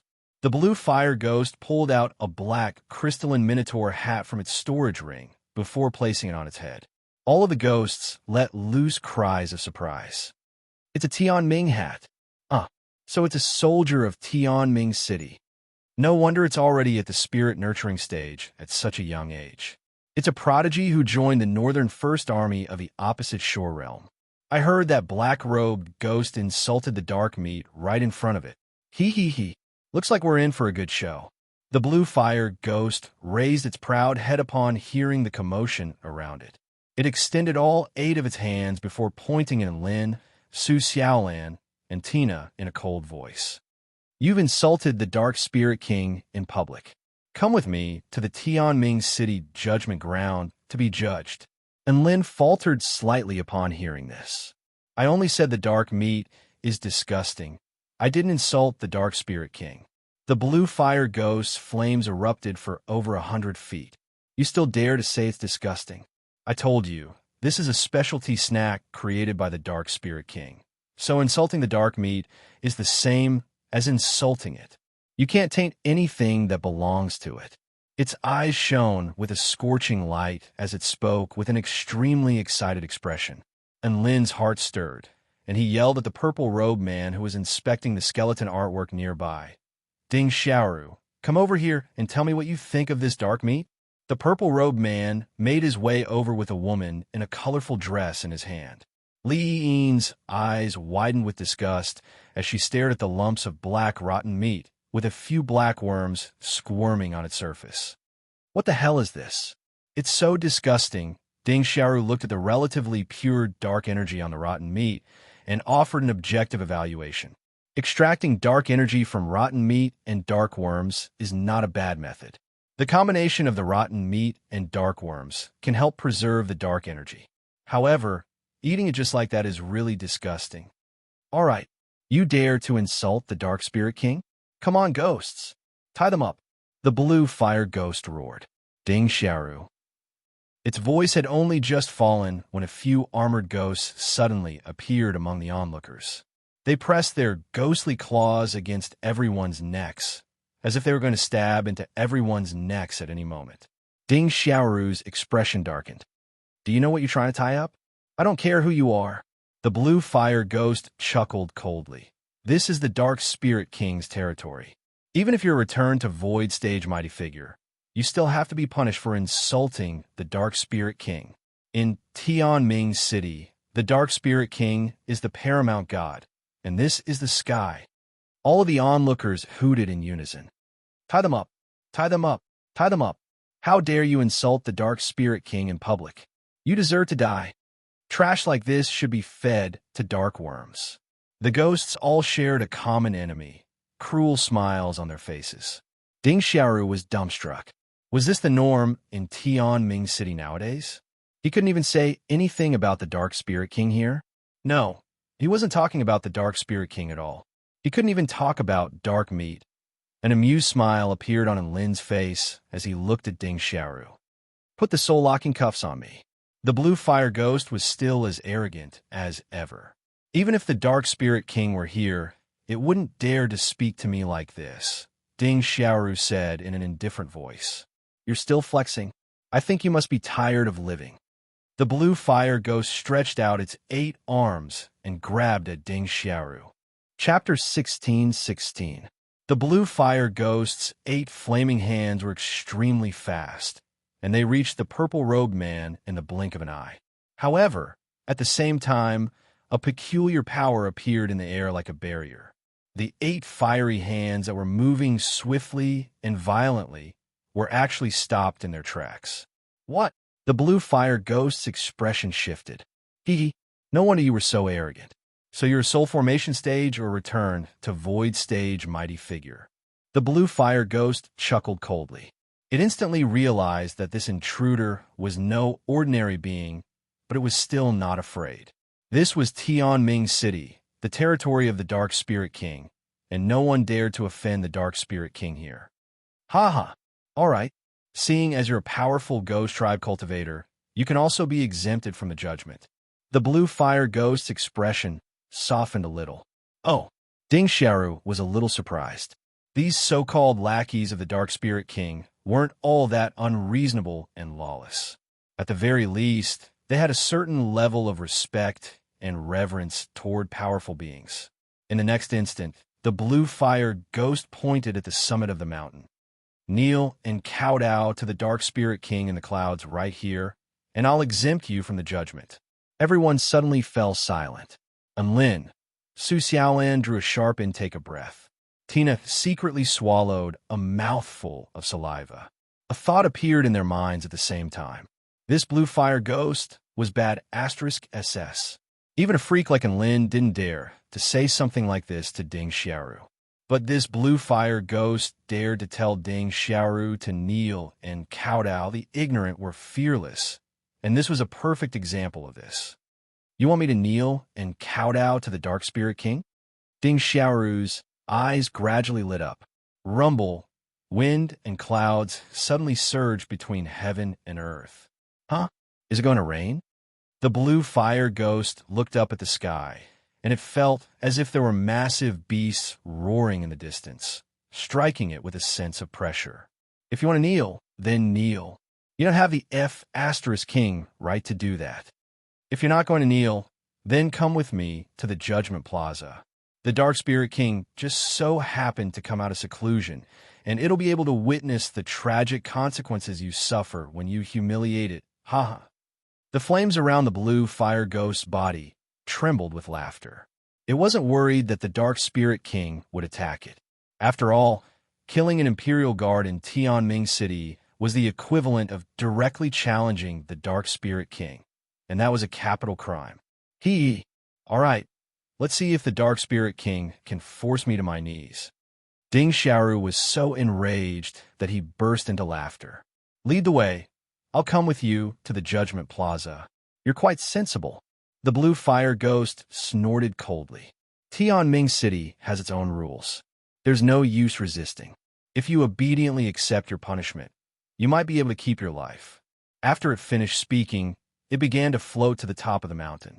At the same time, a ball of flame began to carry in Lin and the others all the way to the top of the huge mountain.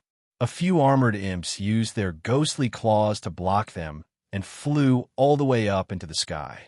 And Lin silently sympathized with the blue fire ghost, worrying about its future. Would it be able to live for another 2 hours or 4 hours? That was the question. However, its life had not been in vain. Being able to hurl abuse at the paramount god of the ghost tribe and force it to kneel and kowtow to him was already the pinnacle of its ghostly life. Just this experience alone was enough to completely crush countless mighty figures. At the Judgment Plaza of Tianming City, this was a place where all types of criminals were judged. The blue fire ghost had already reported what it had encountered to its superiors, and it had received permission to participate in the judgment. Apparently, the Dark Spirit King, who had just come out of seclusion, was also going to attend the judgment. Perhaps it had nothing better to do, or perhaps it wanted to have some fun. This had alerted some of the higher-ups of Tianming City, and many Ghost Tribe powerful beings also flew toward the Judgment Plaza to join in on the fun. The Blue Fire Ghost was in an extremely good mood. Never would it have thought that a simple judgment would attract so many important figures to spectate. This was a great opportunity for it to showcase itself. Perhaps it could even win over Hei Piaomei and reach the pinnacle of its ghostly life. That's right, judging a living being that disrespected the Dark Spirit King was a great achievement, especially when it was being judged in front of so many people, on the massive plaza that was paved with black dark crystals. Tens of thousands of powerful Ghost Tribe powerful beings had already gathered here to spectate the show.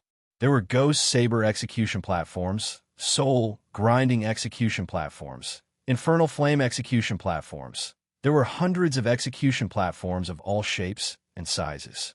The judges would make judgments based on the crimes that the criminal had committed, then execute the criminal. There were many types of consequences for disrespecting the Dark Spirit King. The most severe punishment was the death penalty, while the least severe punishment was some ordinary physical punishment. At this moment, a monster with a western dragon body and 9 twisted black heads was lying on a high round throne, looking down at the judgment field. It was shrouded in a cold and dark aura. The 9 black heads corresponded to 9 different types of primordial beasts, and all of them exuded terrifying auras that were powerful enough to crush the heavens. This was the ruler of the northern region of the opposite shore realm, the Dark Spirit King that ruled over billions of ghostly soldiers.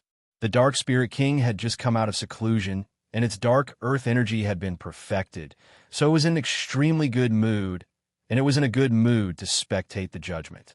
Among the tens of thousands of Ghost Tribe powerful beings, there were some extremely important powerful beings and mighty figures who offered congratulatory gifts to the Dark Spirit King. As for judging minor characters, they weren't interested. They were only taking this rare opportunity to congratulate the Dark Spirit King, who had just emerged from seclusion. "Get up there! Hurry up!" The Blue Fire Ghost yelled at Enlin and the others. Enlin, Su Xiaolan, Ding Xiaoru, and the others were being held hostage by a few ghostly soldiers as they slowly drifted toward the center of the Judgment Plaza. "Kneel!" The Blue Fire Ghost roared. "The Dark Spirit King is going to judge all of you in person today, so it's an honor for all of you." The Blue Fire Ghost yelled in a particularly loud voice, as if it was trying to show off. Regardless of whether it was Enlin or Ding Xiaoru, neither of them moved as they stood silently on the spot. It was impossible to see their faces under their black robes. The tens of thousands of Ghost Tribe powerful beings on the Judgment Plaza were all looking at the two of them, as if they were enjoying a good show. Some sneered coldly, some wore mocking expressions, and some shook their heads in resignation. The Dark Spirit King has only just come out of seclusion, and these unlucky bastards are going to walk right into its trap. I wonder if the Dark Spirit King is going to show them mercy or make them suffer a fate worse than death, so that all living beings in this world know that its might cannot be challenged.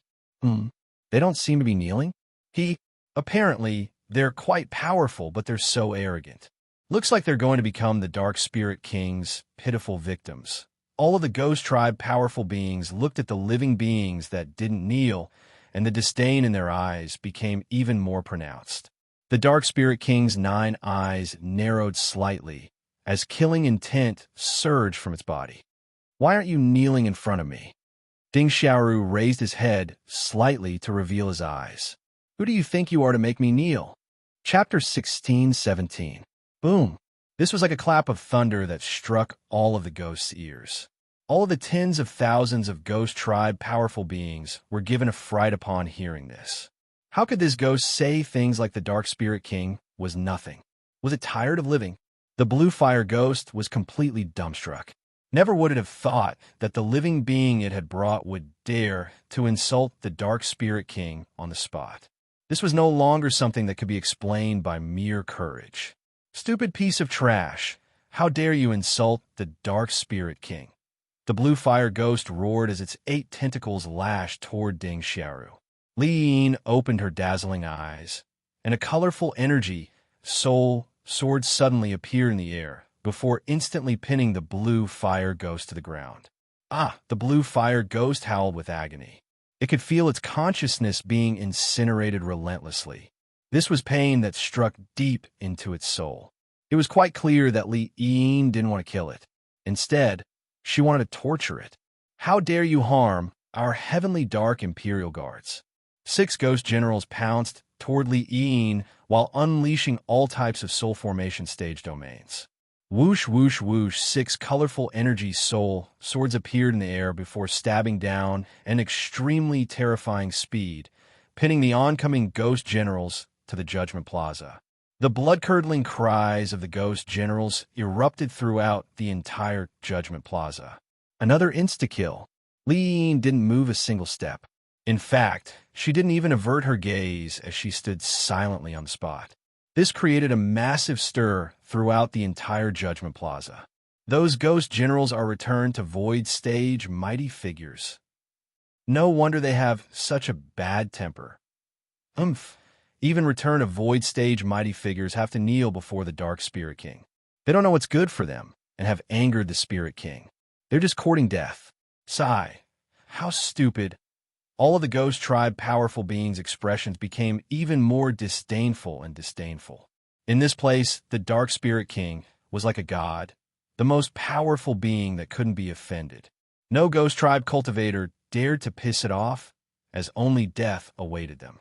"Who do I think I am?" the Dark Spirit King murmured to itself as its massive body slowly rose to its feet. Its 9 twisted, beastly heads looked down at everyone on the Judgment Plaza.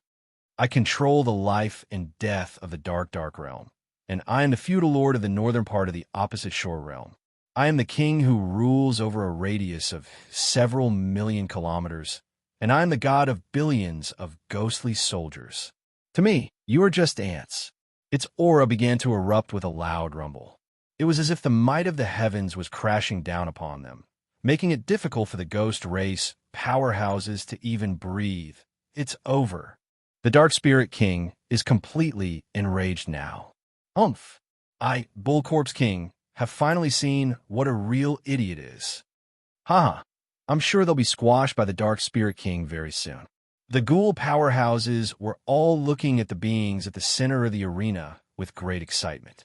None of them would have thought that they would be able to judge a return to Void Stage mighty figure during a normal judgment.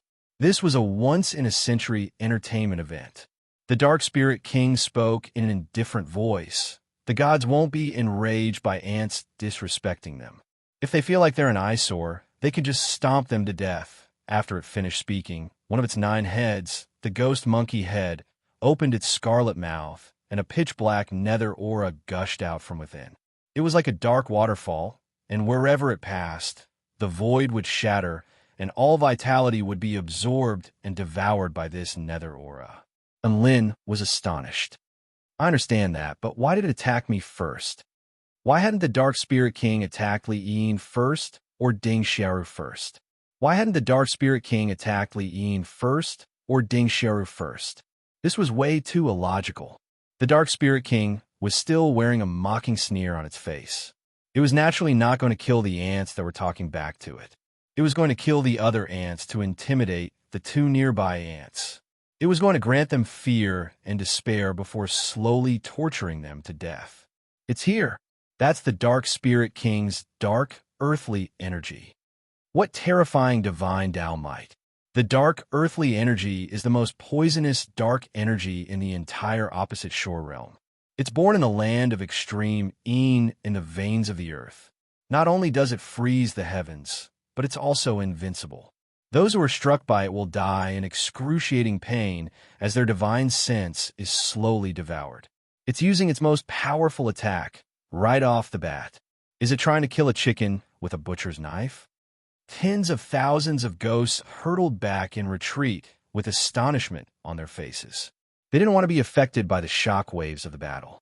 A purple-robed man also instantly appeared before Lin before gently waving a sleeve through the air. Bam! The netherworld aura was like a cloud, dissipating into thin air with a pat of the sleeve. It didn't leave any trace in this world. What? The Dark Spirit King shuddered as incredulity appeared in all 9 of its eyes. The tens of thousands of ghost-powerful beings stared blankly at the scenes unfolding before their eyes. That ghost had dispelled the Dark Spirit King's most powerful attack with a casual wave of his hand. One had to realize that the Dark Spirit King was a Tao integration stage, super mighty figure. Who are you? The Dark Spirit King was a little panicked. Who am I? Ding Xiaoru removed his black robe and clasped his hands behind his back as he stared at the Dark Spirit King with a cold expression. Open your stupid eyes and take a good look. The Dark Spirit King's eyes widened as it stared at the man with a dumbstruck expression. So who are you?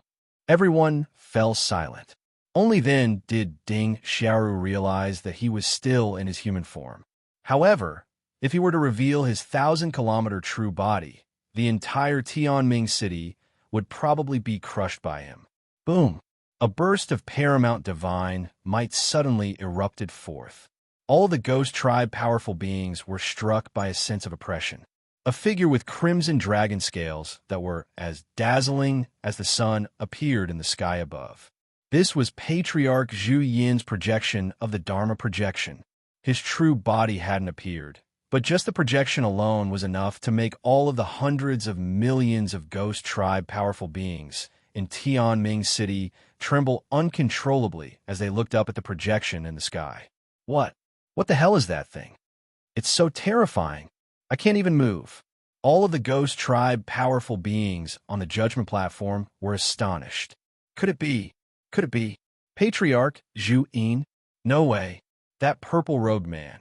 All of the ghost tribe powerful beings' eyes widened as waves of shock surged through their hearts. Even a mighty Dark Spirit King was trembling uncontrollably. It wasn't an idiot, and it could naturally sense that peerlessly terrifying power even more clearly than the average ghost tribe powerful being. This was definitely not a being it could mess with. It was a Tao integration stage, super mighty figure, but it couldn't muster up any thoughts of resistance. Ding Xiaoru took a step forward and looked at the Dark Spirit King with a cold expression. Do you still dare to make me kneel to you? Chapter 16:18. The purple-robed man's identity was already quite apparent.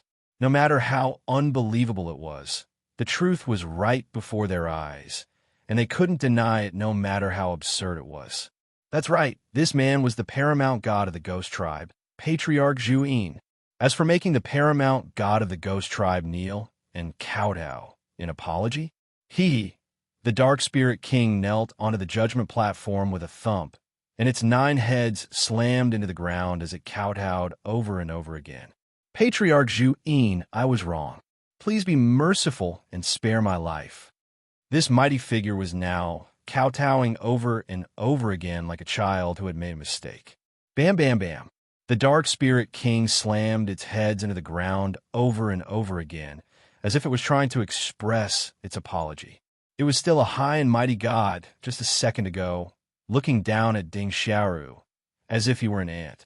In the next second, the roles had been reversed, and it had become the ant that was being stomped on the ground. However, it had to be said that the Dark Spirit King had reacted very quickly.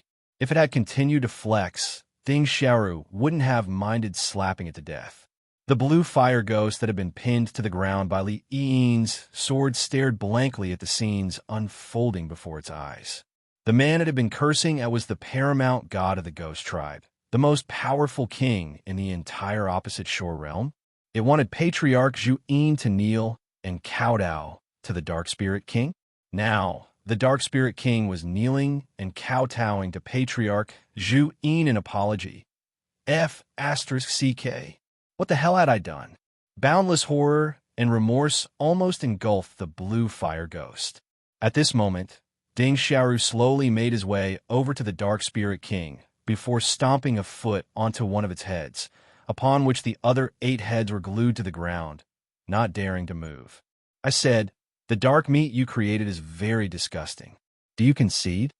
Ding Xiaoru asked. "Yes, I concede." The Dark Spirit King's voice trembled as it spoke. "Is the dark meat you created disgusting?"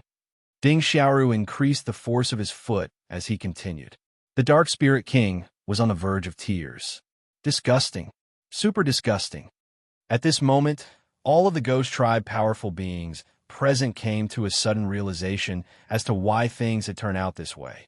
Patriarch Zhu Yin had criticized the dark meat as disgusting, and the Dark Rogar had refused to accept this and brought him here to be judged.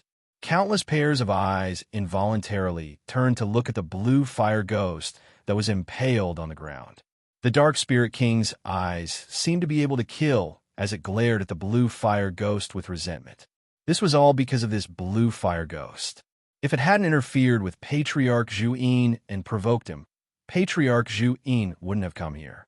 If Patriarch Zhu Yin really was enraged, then all of the Ghost Tribe beings present could be killed. After all, Patriarch Zhu Yin was no saint. He was a demon that had dominated the entire Ghost Tribe. Everything was the Blue Fire Wraith's fault. Everything was the Blue Fire Wraith's fault. The Ghost Tribe did not think about the true reason for this outcome. They only wanted to use the Blue Fire Ghost as an outlet for their emotions.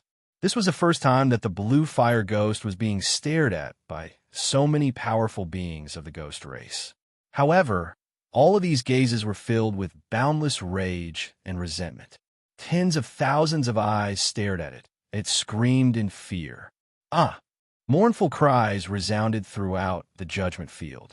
The blue fire ghost's flames first exploded, then quickly dimmed and extinguished, its soul splitting and dissipating. After a while, there were no signs of life. Was it scared to death? And Lin was astonished. It was scared to death, Tina replied in an indifferent voice. The spirit-nurturing stage blue fire ghost of the heavenly dark Imperial Guard was scared out of its wits by the furious glares of so many Ghost Tribe mighty figures. Ding Xiaoru didn't even take a second glance at it. To him, the blue fire ghost was like a speck of dust that could be blown away at any time. He turned to the Dark Spirit King with a hint of interest in his eyes, and a hint of a smile appeared on his face. "I, Zhu Yin, have lived for countless years, and no one has ever dared to speak to me like this. Do you really think I'll forgive you just by kowtowing a few times? I'm willing to accept any punishment." The Dark Spirit King trembled uncontrollably. All it wanted now was to survive. The most powerful being of the northern region of the opposite shore realm, even the gods of the northern region of the opposite shore realm could only crawl and beg for mercy in the face of Patriarch Zhu Yin. This was because Patriarch Zhu Yin was a true god. Ding Xiaoru slowly removed his foot from the Dark Spirit King's head. "All right, I'll give you a chance to live. I'm here to do a favor for a friend of mine." "Do a favor for a friend?" The Dark Spirit King reflexively turned toward the other 3 black-robed living beings. "If Patriarch Zhu Yin's friend needs help, then I, the Dark Spirit King, am willing to do anything to help him." It lowered its stance and spoke in an extremely enthusiastic manner. "You gotta be kidding me. Patriarch Zhu Yin was here in person, so he had to earn as many points as he could. Perhaps he could even receive some guidance from Patriarch Zhu Yin. That would truly be a blessing in disguise. If Patriarch Zhu Yin needs anything from us, feel free to let us know. A return to Void Stage mighty figure said. That's right. We'll do everything in our power to fulfill the Patriarch's request. Many great figures of the ghost race also began to speak. They raised their hands and forcefully increased their favorability points. Ding Xiaoru nodded slightly before looking at the Dark Spirit King. That friend of mine wants to beat the crap out of you, so I'm here to help. The air suddenly became quiet. All of the ghost tribe mighty figures drew a sharp intake of breath. They had just been scrambling to help Patriarch Zhu Yin beat the crap out of the Dark Spirit King. The Dark Spirit King's entire body trembled. It had just been fighting for an opportunity to help Patriarch Zhu Yin's friend beat itself up. It was beating itself up? What the hell was going on? How could this be? Why is this happening? The Dark Spirit King's entire body was like a Spartan, and it looked like it had been played to death. Could this be fate playing tricks on it? The mighty paramount god of the ghost tribe, the renowned Patriarch Zhu Yin, had come here to help his friend beat up a ghost tribe, doubt integration stage, super mighty figure. The Dark Spirit King looked at the black-robed figures before it with a confused expression. Who are you? Why are you beating me up? It was thinking back to all of its past enemies, trying to figure out which Dao integration stage super mighty figure had come to seek revenge. And Lin and Su Xiaolan didn't waste any more time with words, and they immediately took off their black robes. A man in a flowing white robe and a woman in a jade robe appeared before the tens of thousands of Ghost Tribe powerful beings. All of the Ghost Tribe powerful beings looked as if they had seen a ghost, and their mouths gaped open.